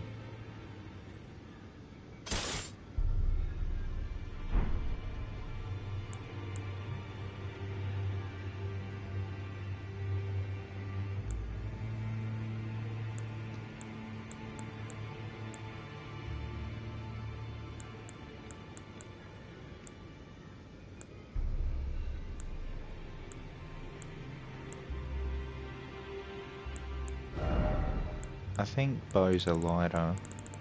Can I go that and light roll? Nah.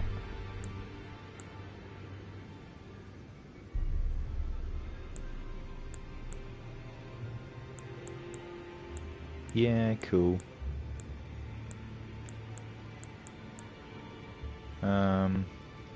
Maybe we will go consecutive attacks because we're doing barrage.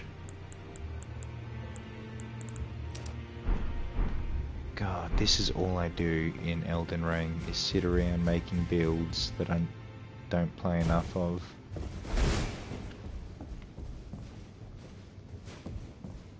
So, barrage. Just keep going. Yeah.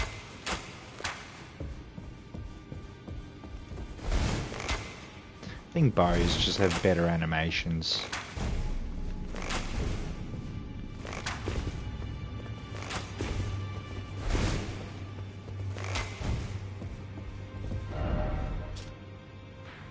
So, yeah.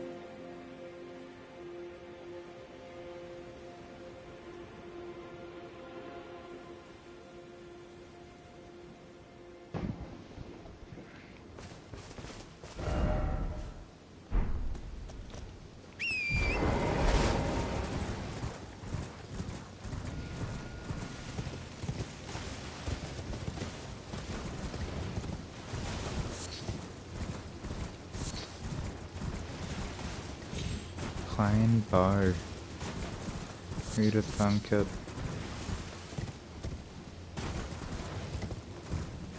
This is the best farm spot in the game for, what are they, red flesh mushrooms? I guess white flesh.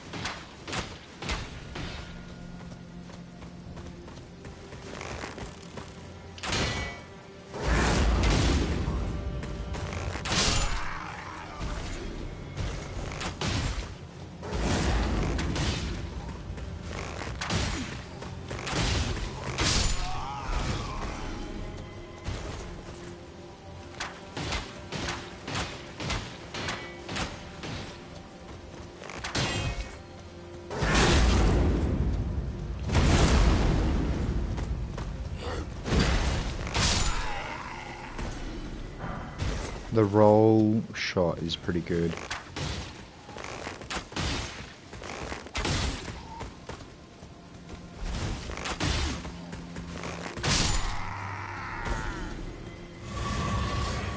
It's kind of fun. But I'm using up all my ammo. You only get a certain amount.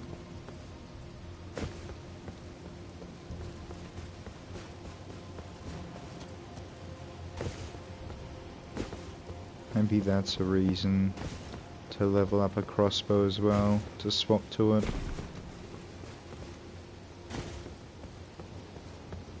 Probably is.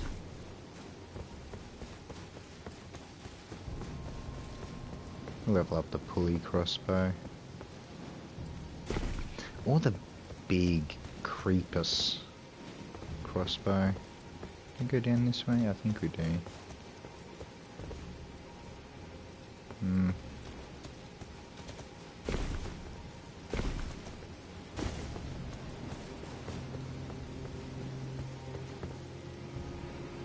How do we get down there again without taking fall damage?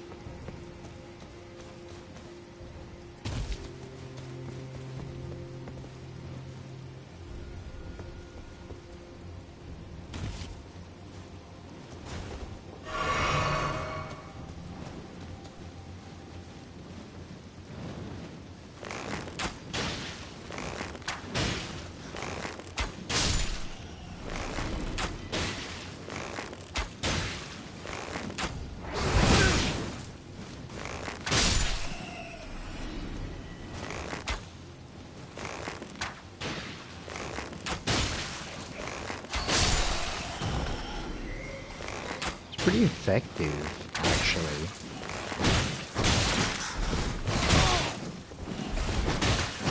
Jeez.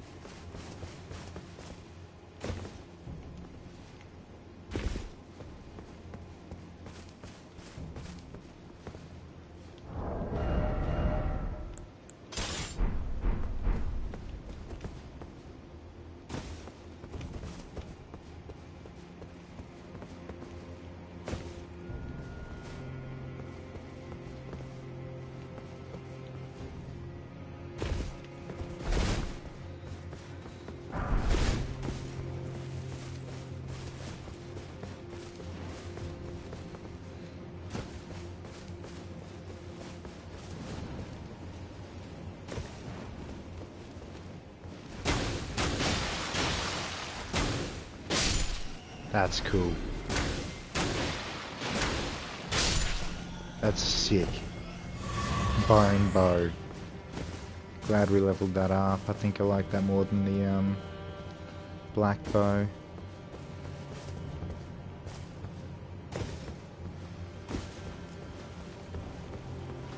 need this.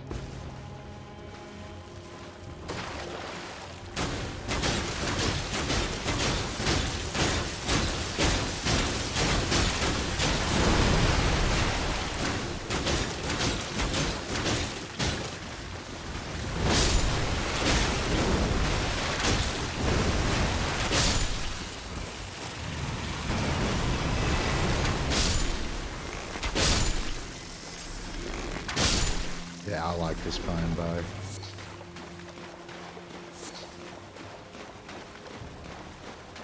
I'm thinking I should just forget about the raw.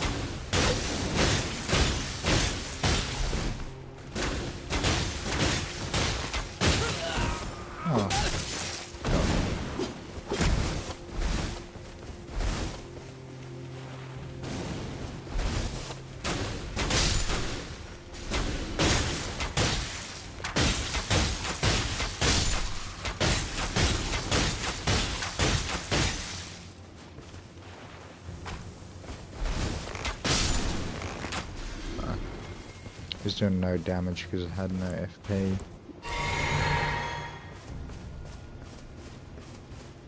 But no arrows left already.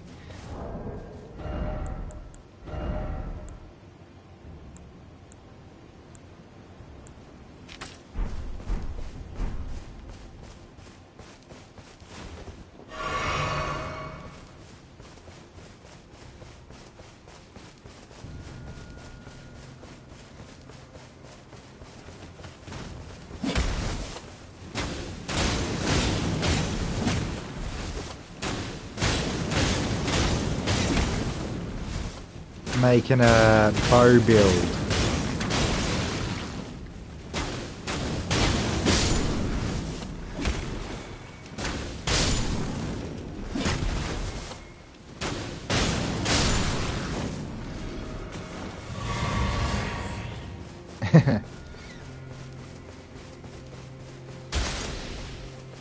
Because I've never done it in any Souls game. And I was like, I want to try it. And there's this cool DLC light bow called the Bone Bow. And its Ash of War is tracking arrows. I should get on torrent for that. But I want to incorporate a crossbow into this as well.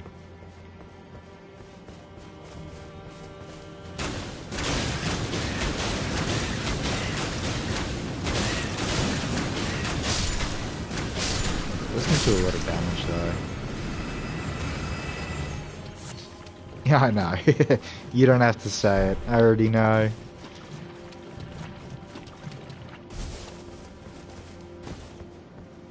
But I just wanted to try something that I haven't tried before. Bow build.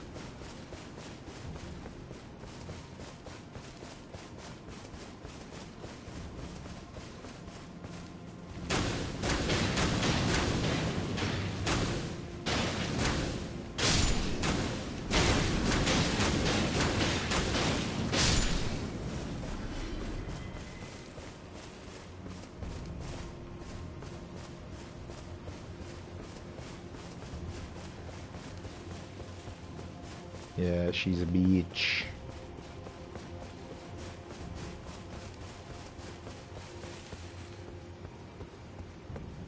What is here?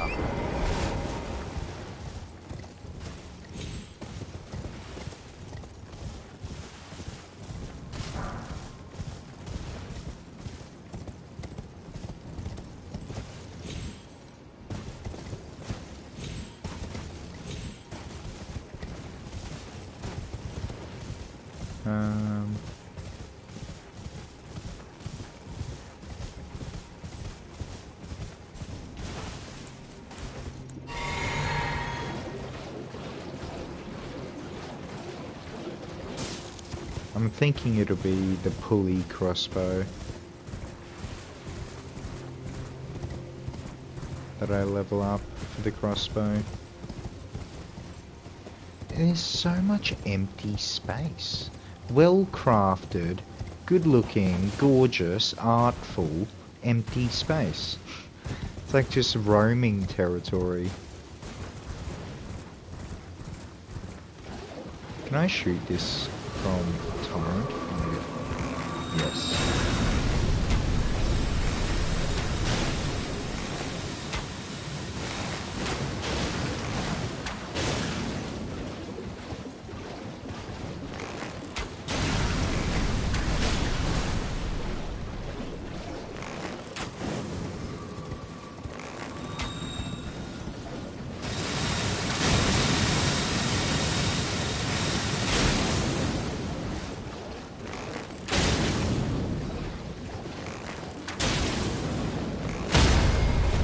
Whoa. Can I?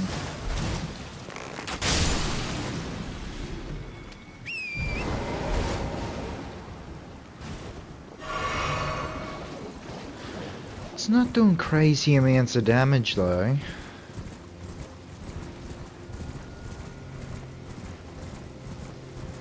Either way, we're a quality build. We could even do a foot fist way build. Try that out. Because I don't really like managing ammo. Talisman of the Dread. Ooh.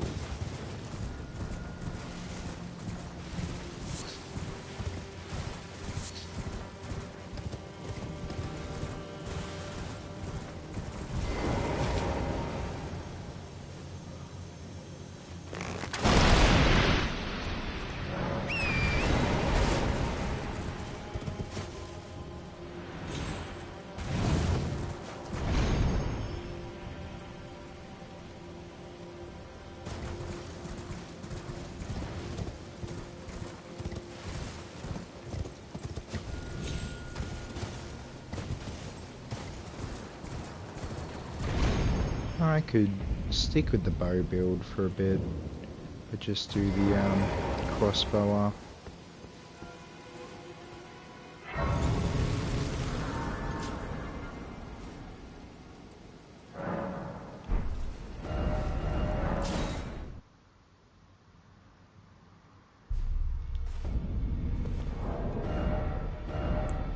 So for crossbows, kick, and repeating fire. I kinda do like the idea of the repeating fire, but most people use just the pulley crossbow because it shoots in a 3 burst.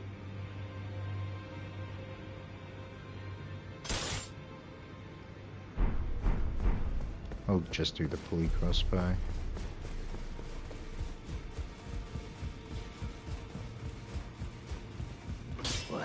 I took you for no matter, it's all the same.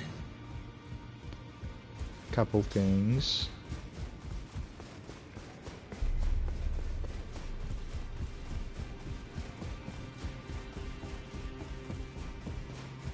Somber stones.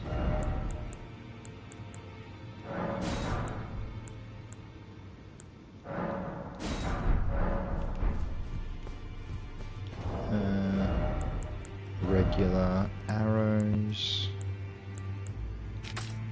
A bone arrow. Regular arrows. Or did I use up all the arrows just then?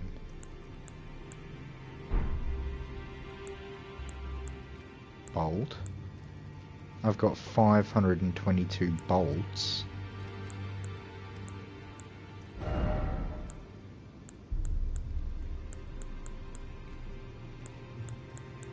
Where are my regular arrows at?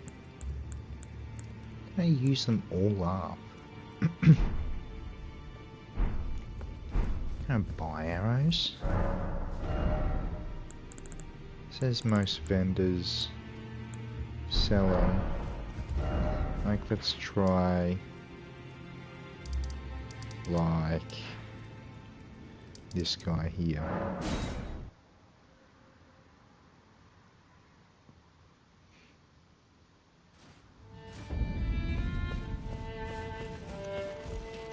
Thôi, tiếng Arrow.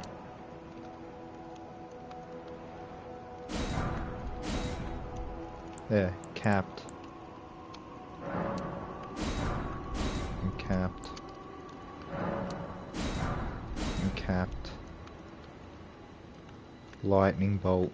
Cool.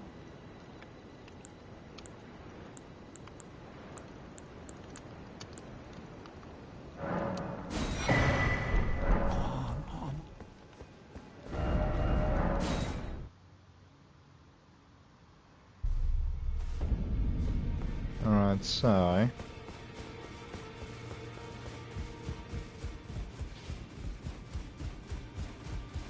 Well, I took you no how to lay out your arms.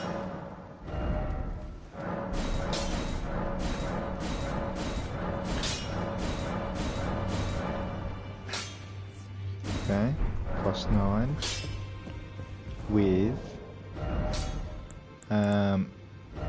arrows here. Here will be dwelling.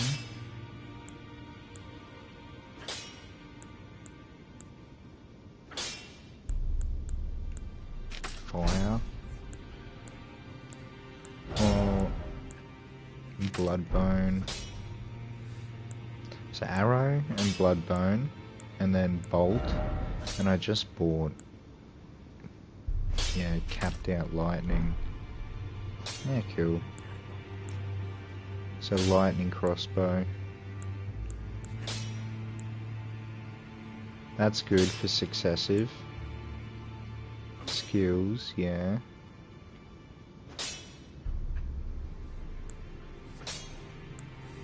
Then go back to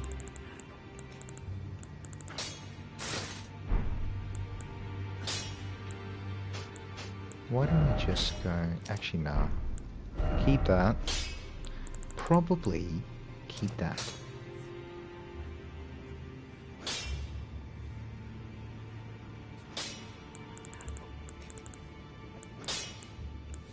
Nah, that's better. Yeah. And maybe leather legs. You can go heavier. Here's the black knife stuff.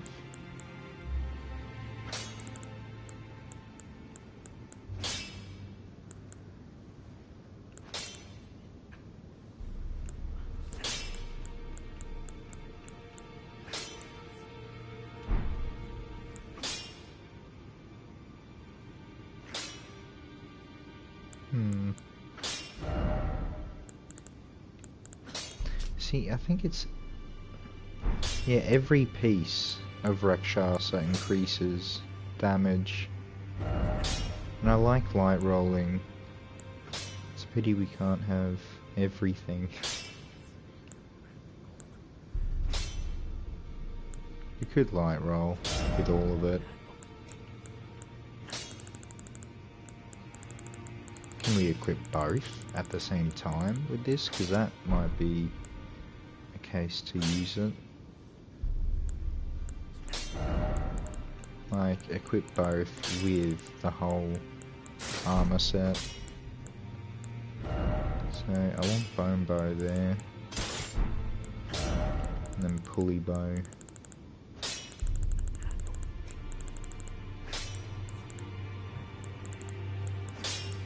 Medium.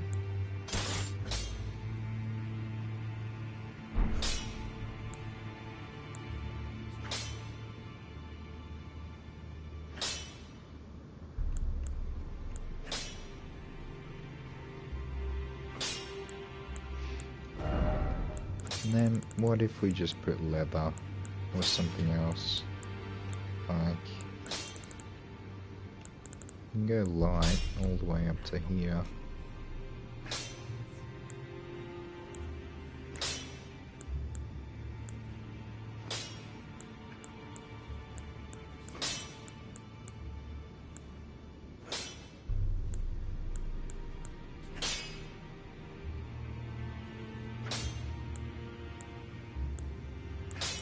Melania's looks like archer gauntlets, but they're way different colours.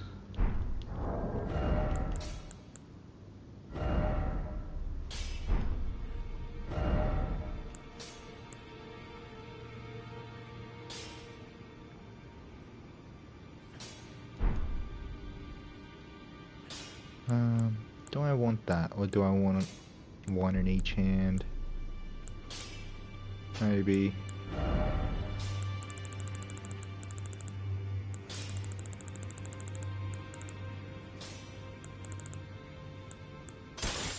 That. And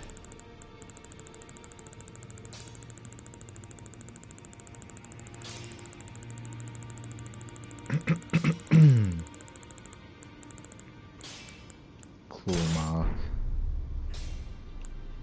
And then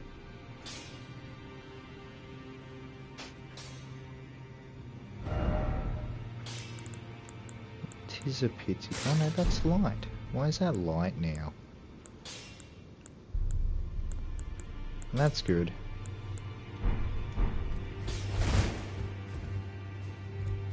Bone bow and pulley bow and light rolling. With capped arrows and bolts.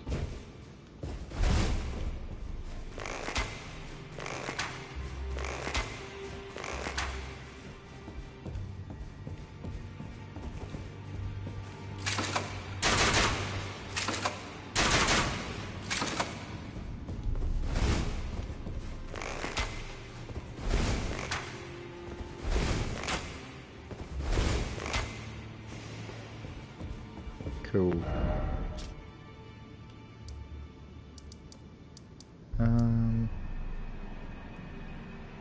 We got this? No. Yeah. And up here.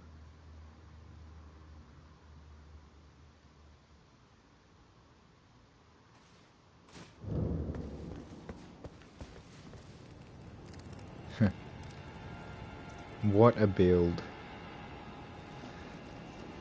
Ugh.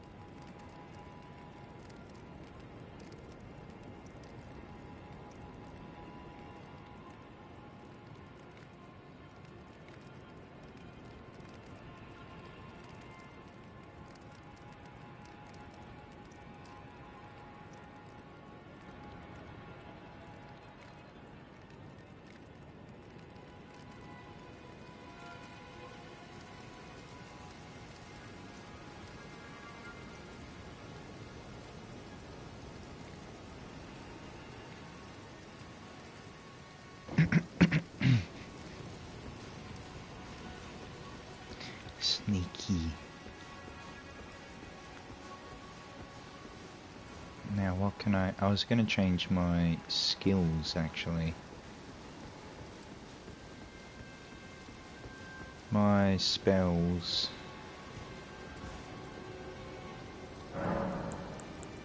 And just remove that.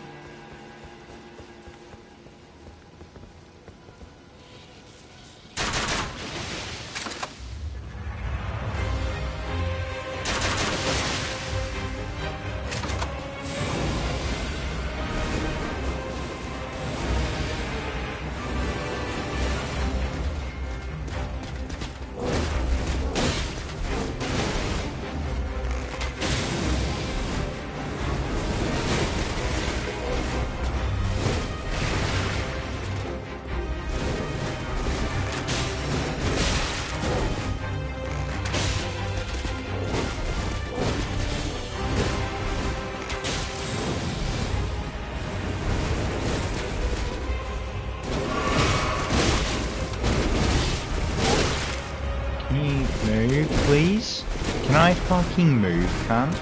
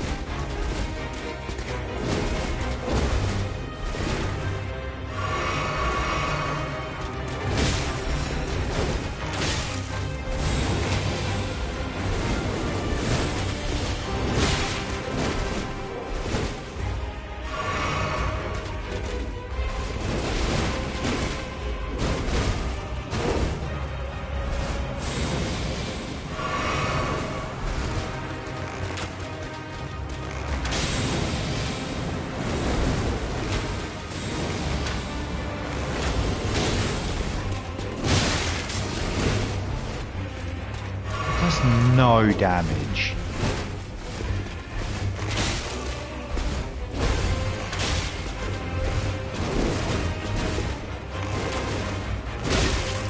And every shot uses stamina.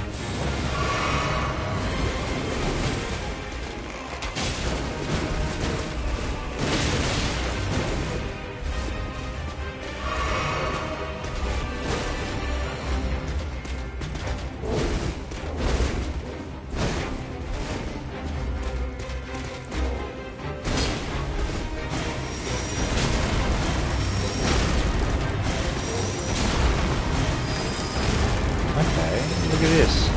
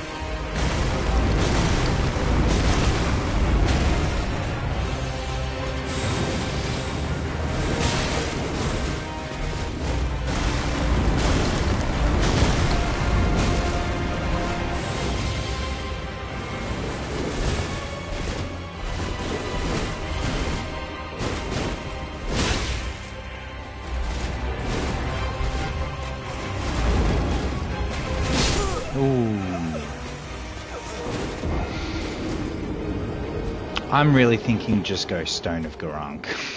It's a cool ability. How it combos.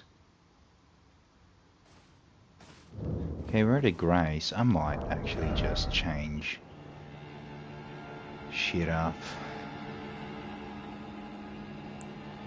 Like, put the pulley bow in the main hand.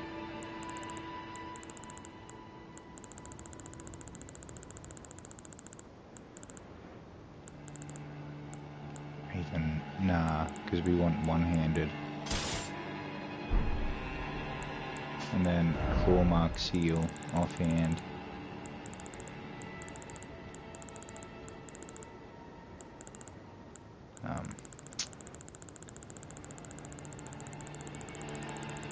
I want to focus now on beast incantations. So we'll use the crossbow for our basic attacks. We'll keep them. We don't actually use a skill because it's a kick. So we don't use that. We won't use Alexander's. But I want to do this. And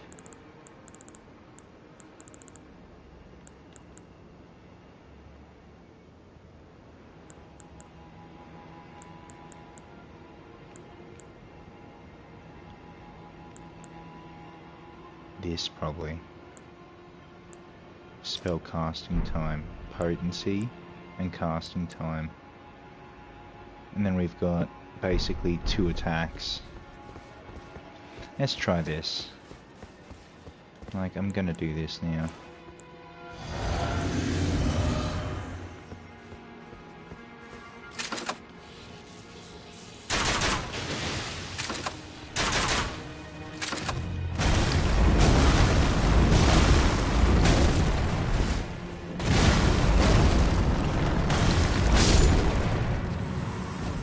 Pretty powerful. Stone of Garank.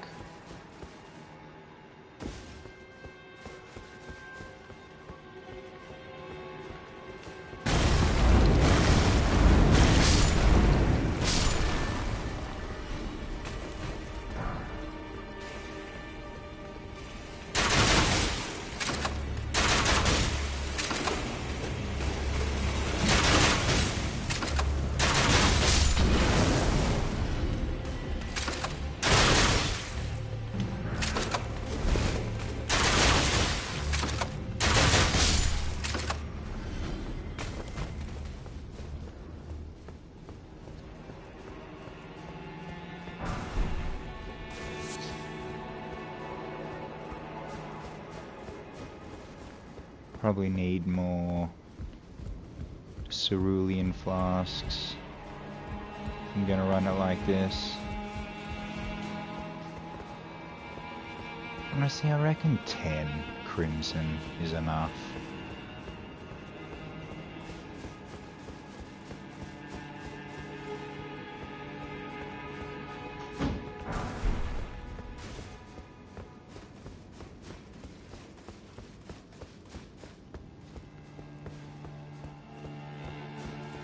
There's something big here, I remember.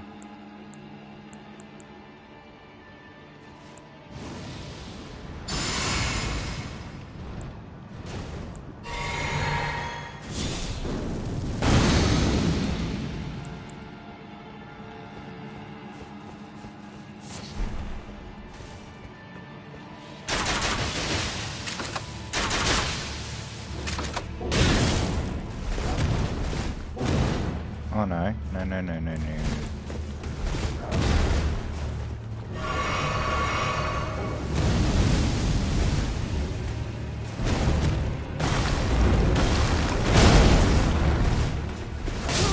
Ooh. I didn't even get my souls back.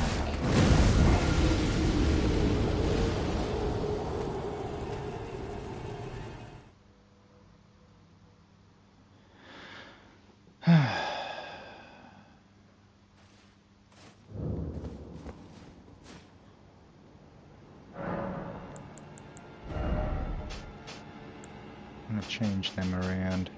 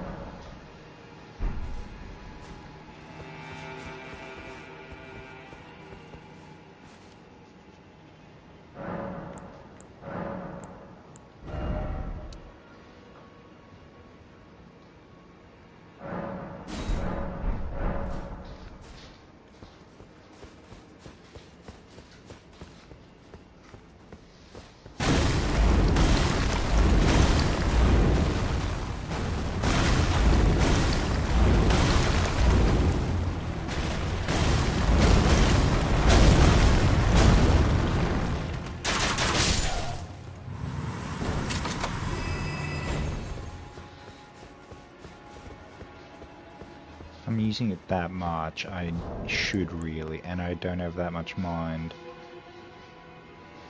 I should actually... That's spell casting time.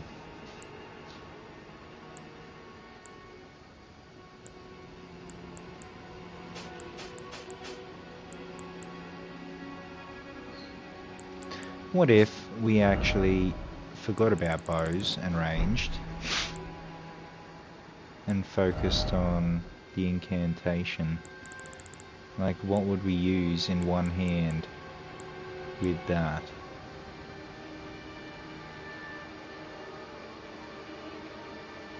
This is pretty good.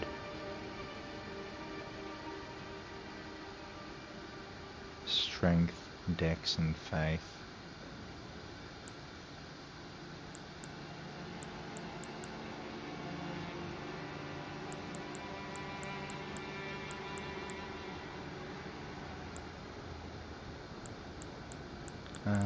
For equality, I could even do a milady with something cool, or a katana.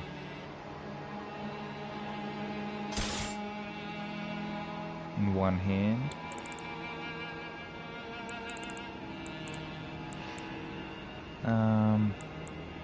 Although Magma blade would be best.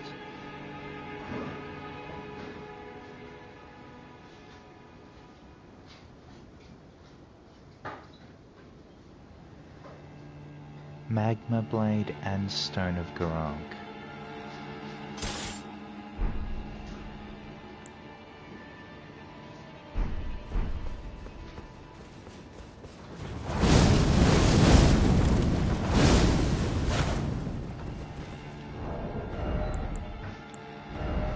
Then we'd go skill,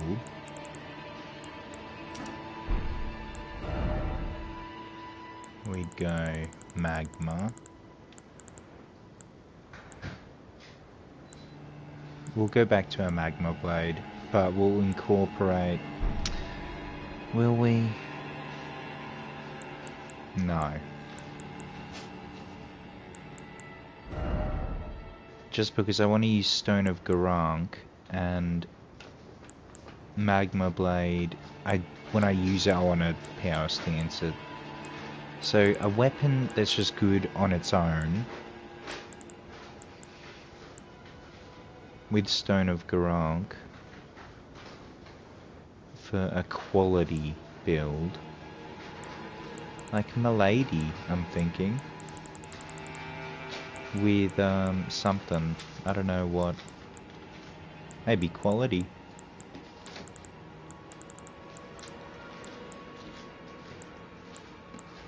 Milady.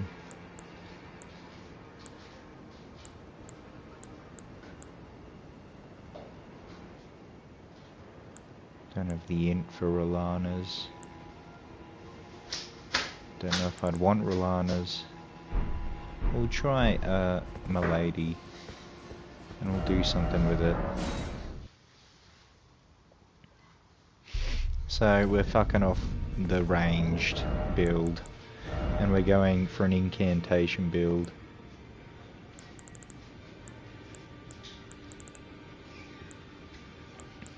So firstly, potency of incantations. Also, reduce cast time of incantations.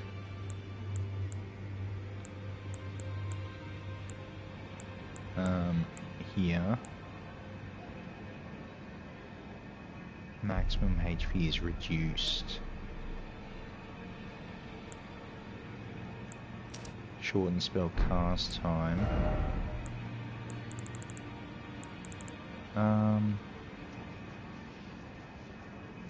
What would be the best? It's strength, so strength faith, really.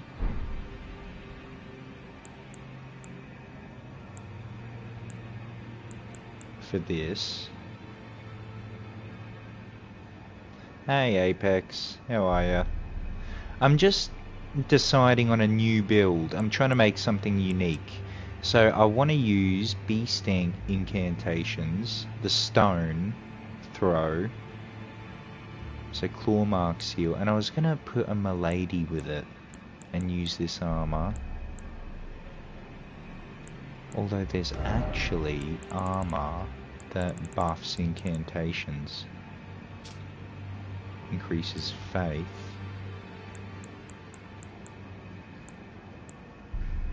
Fire Knight skills, I'm not using them.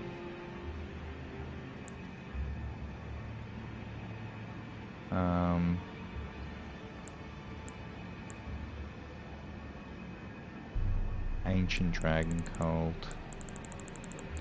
I don't think there's anything really. Just damage. So that. We would probably go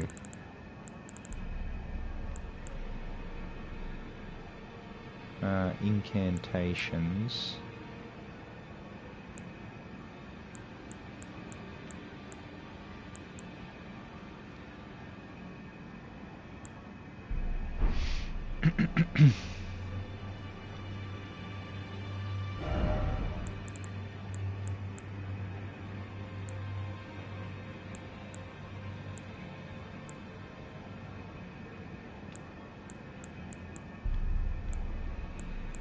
What about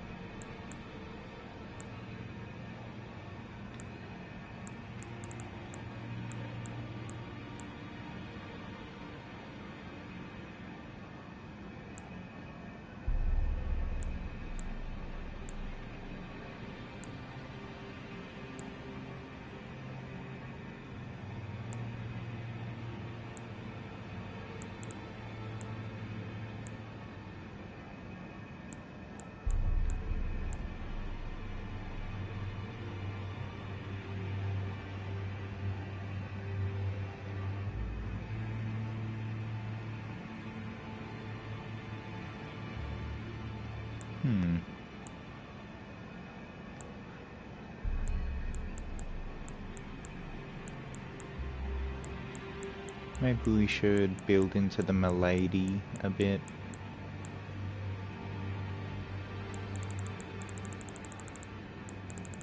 For incantations.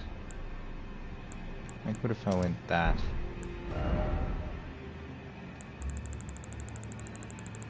And just full incantation. Potency of incantations, shorten spell casting times, spells consume less FP, extends spell effect duration. And then the milady will be a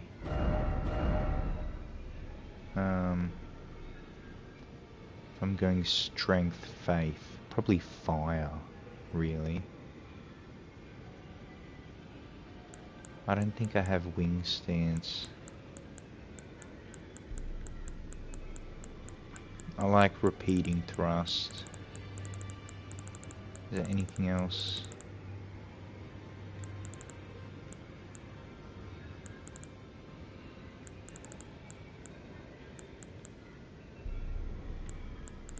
It does have impaling thrust as the basic.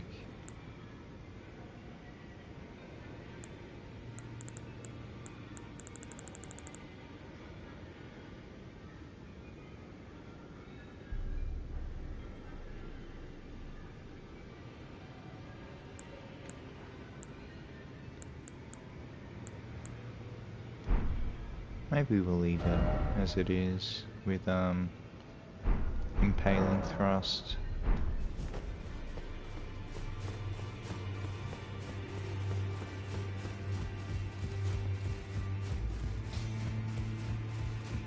Well, I took you no matter to lay out your own.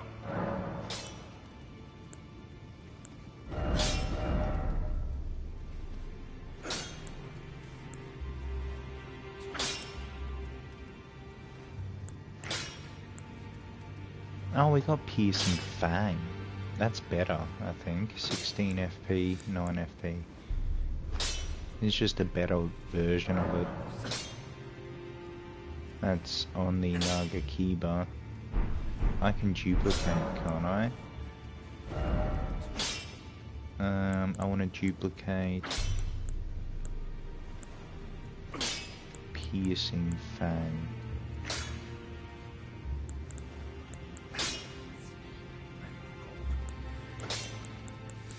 Oh, there. Where was it?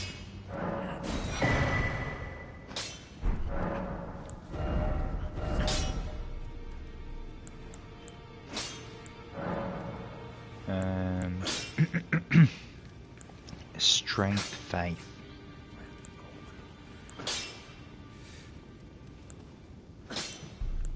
What causes blood loss?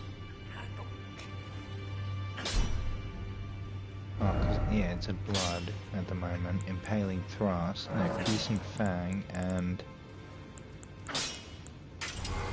what's that?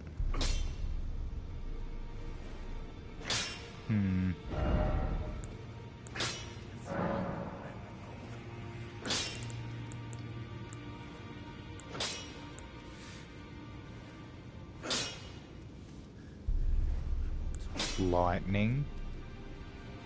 I think, but that scales with Dex. But we have 80 Dex.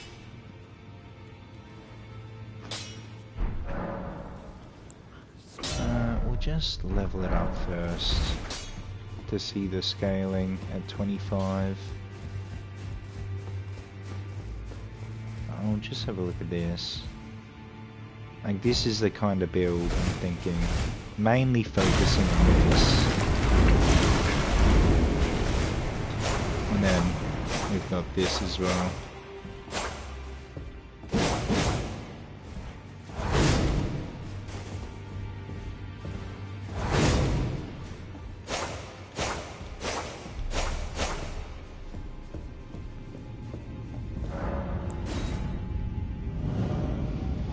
Thing is, maybe we should go like a lightning build.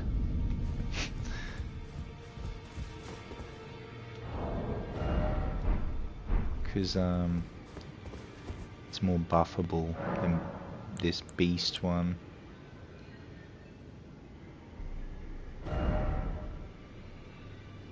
What lightning spells do I know?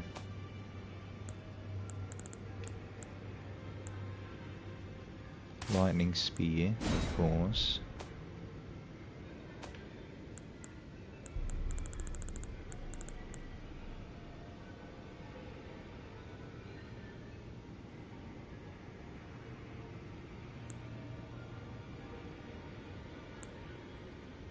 Fortis Axe, Lightning Spear.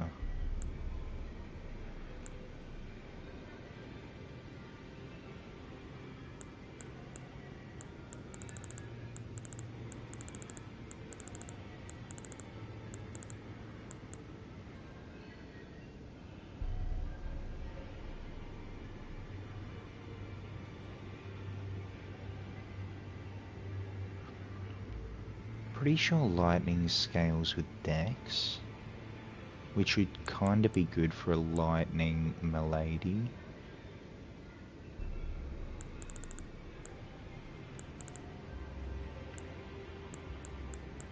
Like,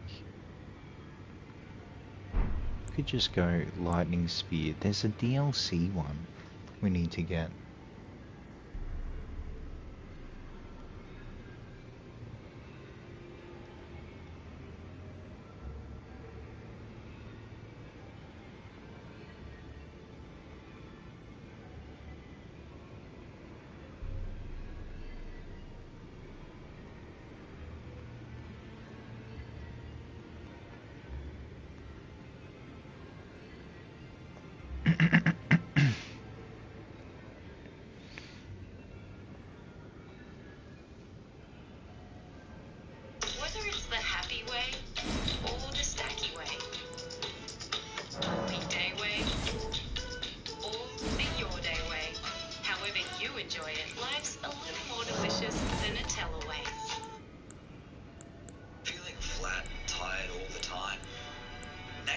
Super B complex provides provides B vitamins to support energy levels and relieve tiredness. Nature Zone. For nature, for you. Hey guys, today we'll take a look at the 12 best incantations in Shadow of the Erdtree. There are about 28 new ones in the DLC, but about 12 of them are actually mid to top tier, depending how you build your character, so let's check them out.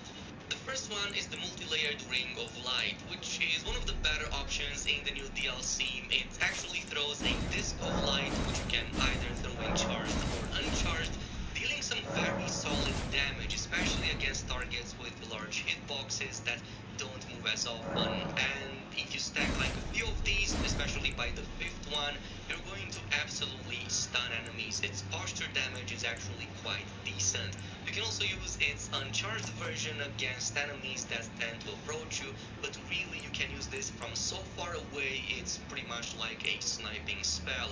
It's also an unofficial Nicholas incantation, so it does get boosted by the Dry Leaf Seal, as well as the Circlet of Light for some extra damage. And best of all, you can also use this on horseback, making it amazing for field bosses, like some of the new dragons in the DLC. And especially once you aim it at their weak points, like head and whatnot, it absolutely shreds them. The next option, or well, couple of options, are the Bale-related incantations, specifically Bale's Flame Lightning as well as Bale's Tyranny. However, I found the first one to pull ahead a bit more. And specifically, this is better suited for a Dragon Communion type of build. You're going to be running with high Arcane, since the abilities both need at least 50 points into Arcane by default, plus they get boosted by the Dragon Communion Seal. However, what makes them so special, besides the fact that they deal physical lightning as well as a bit of fire damage, is the fact that they get boosted by more than just physics tier or just regular talismans, because the new dragon forms in the DLC also boost them. Specifically, the Dragon Heart, if you further activate this, is going to provide you an additional Dragon Communion incantation damage buff. So when you go with a fully buffed build like this, you're pulling up at least 10k on most regular sized enemies and 7 to 8k on bosses. I think that this is the proper way to actually play with it, otherwise you're going to be looking at a very long wind up time that can also be somewhat easily interrupted. You don't get that much hyper armor during it. So the way I like playing with this is to also try to chain cast it one after another, assuming that you can actually get an enemy knocked out. You can then follow up with a quick one again, another Bale Flame Lightning, and just continue like this until the enemy slash boss drops dead. It's very fun, but the wind up is quite long and unfortunately does not benefit from something like the Godfrey icon. Now the other one is the Tyranny, and the reason it feels behind the previous spell is because of the way it actually deals damage. For some reason its hitboxes are a bit iffy, and sometimes enemies might sit at point blank, or you might have a number of enemies surrounding you, and instead of all of them getting the maximum damage, some of them might not get much of the damage at all, or basically only a portion of it. However, when it works, it's really fun, and it triggers a bit faster than the previous spell. Unfortunately, it's also very stationary, so you do have to be careful about your positioning, but assuming you can hug the boss and avoid its attacks, this is probably going to be the proper way to actually use it. Once you pull it off, the damage on it is going to be really good, but it's not going to have the same stagger potential as the previous one. However, its AoE ground lava effect still triggers even if you do get interrupted, so it can still stack a few thousand damage even if you get knocked out of the animation. However, it's not ideal and you're going to be losing out on a ton of damage. The next option at number 4 is the Ghost Flame Breath, which is basically another Dragon Communion incantation, so it benefits from the same buffs as the previous Bale incantations. However, this is the upgraded version of the Borealis Mist in the base game. It deals more damage, the Frostbite build-up is about the same, however the FP cost is way lower. So instead of 48, it's only 36 FP, which is way more manageable. Outside of that, you also get to be lifted up into the air when using it, so this might or might not help you a bit with some of the enemies hitting you below your actual body, but that's not going to happen against bosses, which are going to hit in a much larger area. The damage on it is really great actually. It also gets boosted by magic buffs, so Magic Scorpion Charm definitely helps it, and the frostbite build-up is just as good, if not maybe even a bit better. However, I did notice that some of the base game enemies, like some of the ones in Lane don't get the frostbite build-up as fast as what the Borealis missed for some reason. I did, however, notice that it works pretty much the same on boss.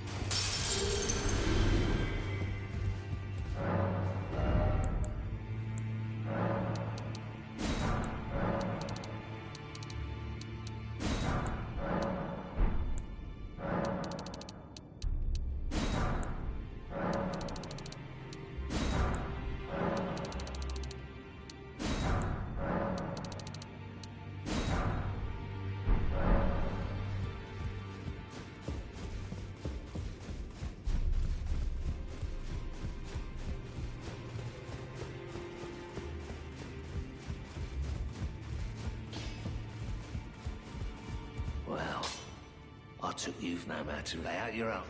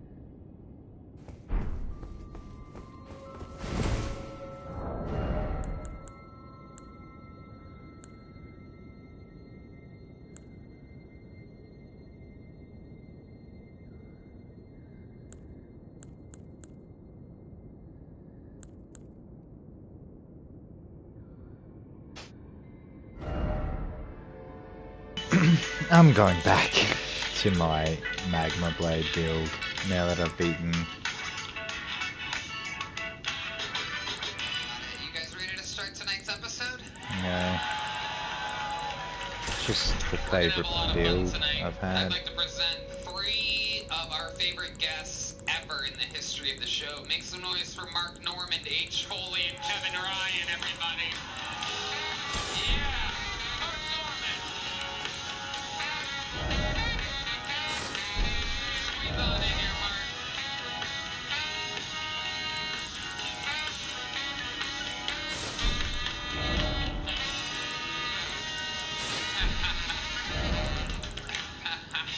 Mark Normand, H. Foley, Kevin Ryan. 3 of my favorite human beings. Welcome back to the show, guys. What's up, buddy? Great to be here, gang. Great to be here. Hey, hey. We're gonna have fun here tonight. They are on tour. The Are You Garbage guys are on their Route 66 tour. Go to RUGarbage.com for tickets. Mark, numerous specials, numerous everything. He's on tour. MarkNorman.com. Oh, yeah. Check out my OnlyFans. That's right. Yeah. I'm on it. Oppity. I love it. You guys know how the show works. You've been on numerous times before. 229 comedians signed up for the chance to get pulled out of this bucket here tonight. Wow. If they get picked, they get 60 seconds on this stage. You know their time is up and you're the sound of a kitten.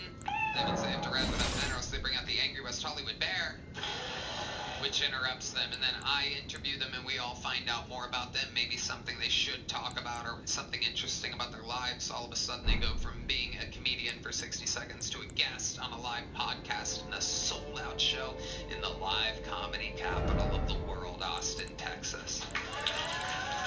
You guys ready to start the show? Well, I pull a name out of the bucket. They go and grab this person from the bar across the street. And while they're wrangling that person, I would like to present one of our regulars, everybody. We have a rotating panel of regulars now. And this is the newest regular on the show. One of the 2 newest regulars on the show. He's an absolute freak of nature. He is the Estonian Assassin, ladies and gentlemen. Here with a brand new minute. Make some noise for one of your new favorite comedians in the world. Ari Maddie, everybody. Here we go.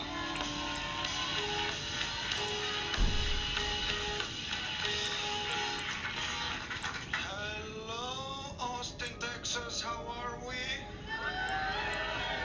Yes, I'll tell you about my dream. I want an American passport. And I need help with that.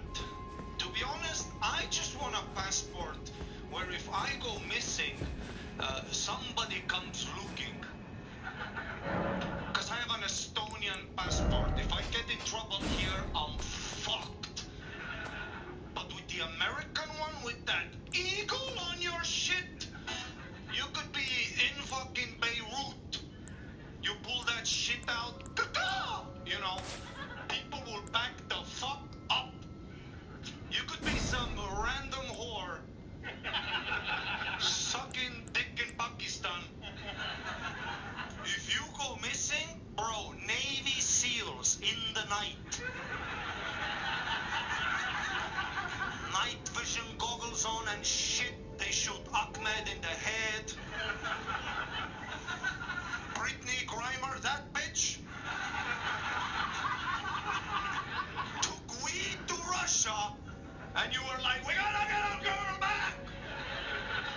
Exchange her for an active terrorist so she could come back and play point guard for a made-up subsidiary league.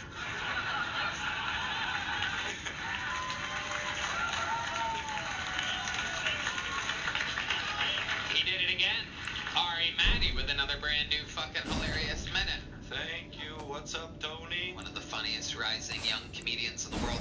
Probably the funniest sounding human being in comedy history. That Estonian accent trumps everything.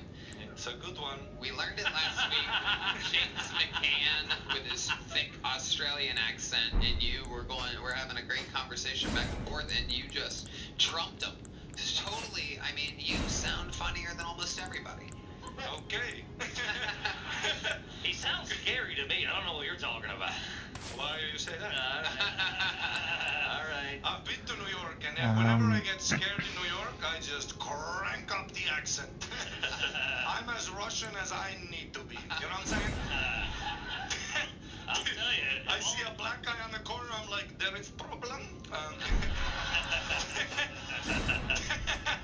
What's going on, homeboy?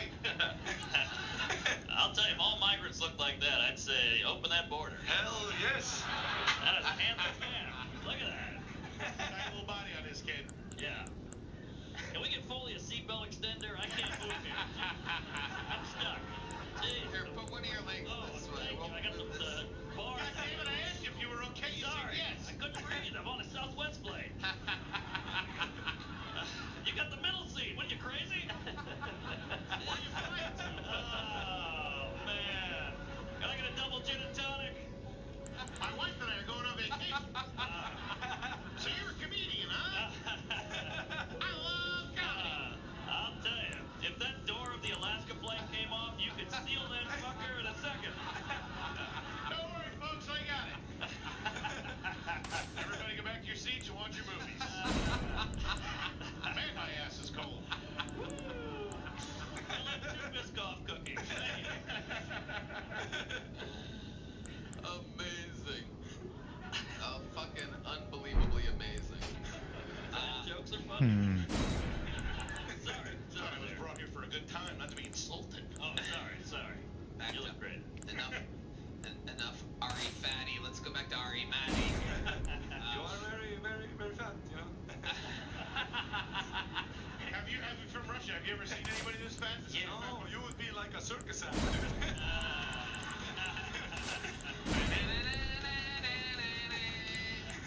Dude, we can make some money, baby. Somebody get that bear in a mic. I saw him wrestle 2 goats last night. Very good. This is Vladimir pudding.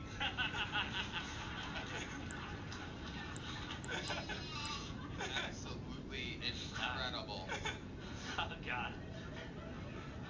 Ari, what do Estonian people look like? They all look like you, or is it like more Swedish? Is it what is See, what's really good about my country is He's so sexy. we got like, you know, like everybody fucked us. You know, Viking, German, Russian. So the genetical pool, you know. Now I have like baby blue eyes, you know. Oof. Yeah. Look at the British people, not so good, you know. No. Yeah. That's what happens when an empire fights back too hard, you know what I'm saying? They are a hideous people. Why? How does it end up that way? Who went and fucked up England? Well, they fuck, you know, people fuck anyway, even if no new people come, you know, so. Buffs and then heals, or should I just Like that in America too, chuck in some big incantations? Sure.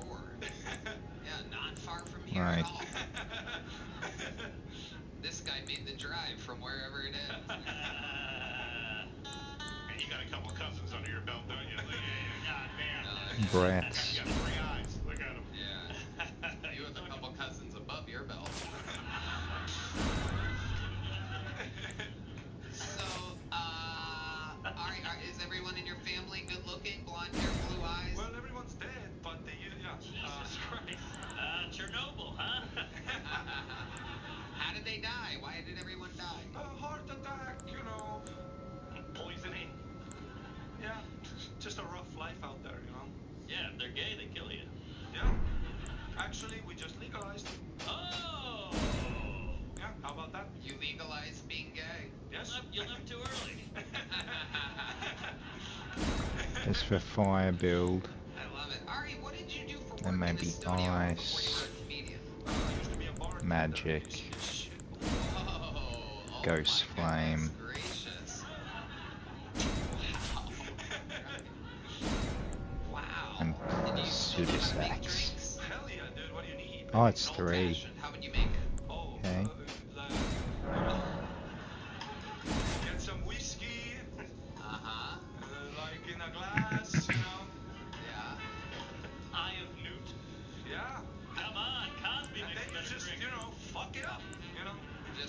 Just shake it up real good. No, I want Official rot. bartender, you know. Okay, yeah. Just there for the Maybe looks.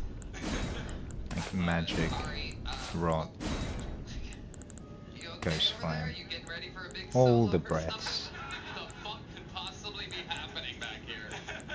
buffs, magma, I love it. Ari, anything fire, else crazy happen in Austin this week? stamina.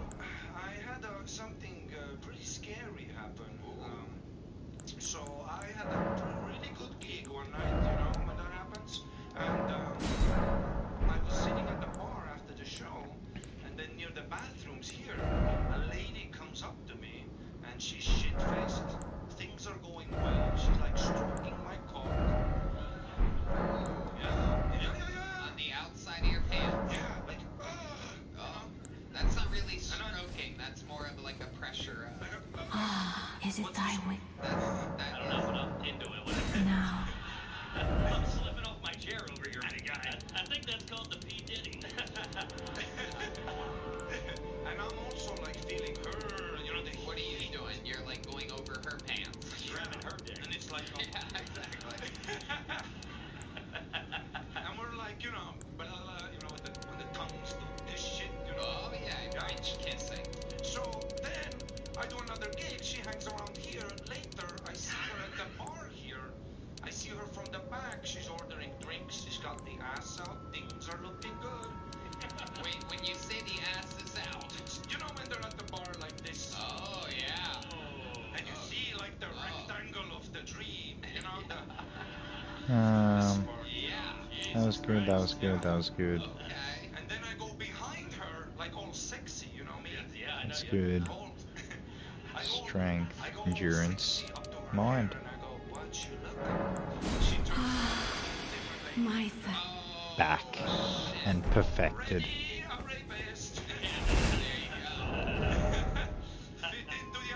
Medium. Maybe not perfected. Incredible. And then I didn't sleep for 3 days. Yeah. Well, I'll sleep tonight thinking about that tush. That is true. You do have what the Estonians would call what? What would you call a fat ass in Estonia? Buckspit. That's so hot.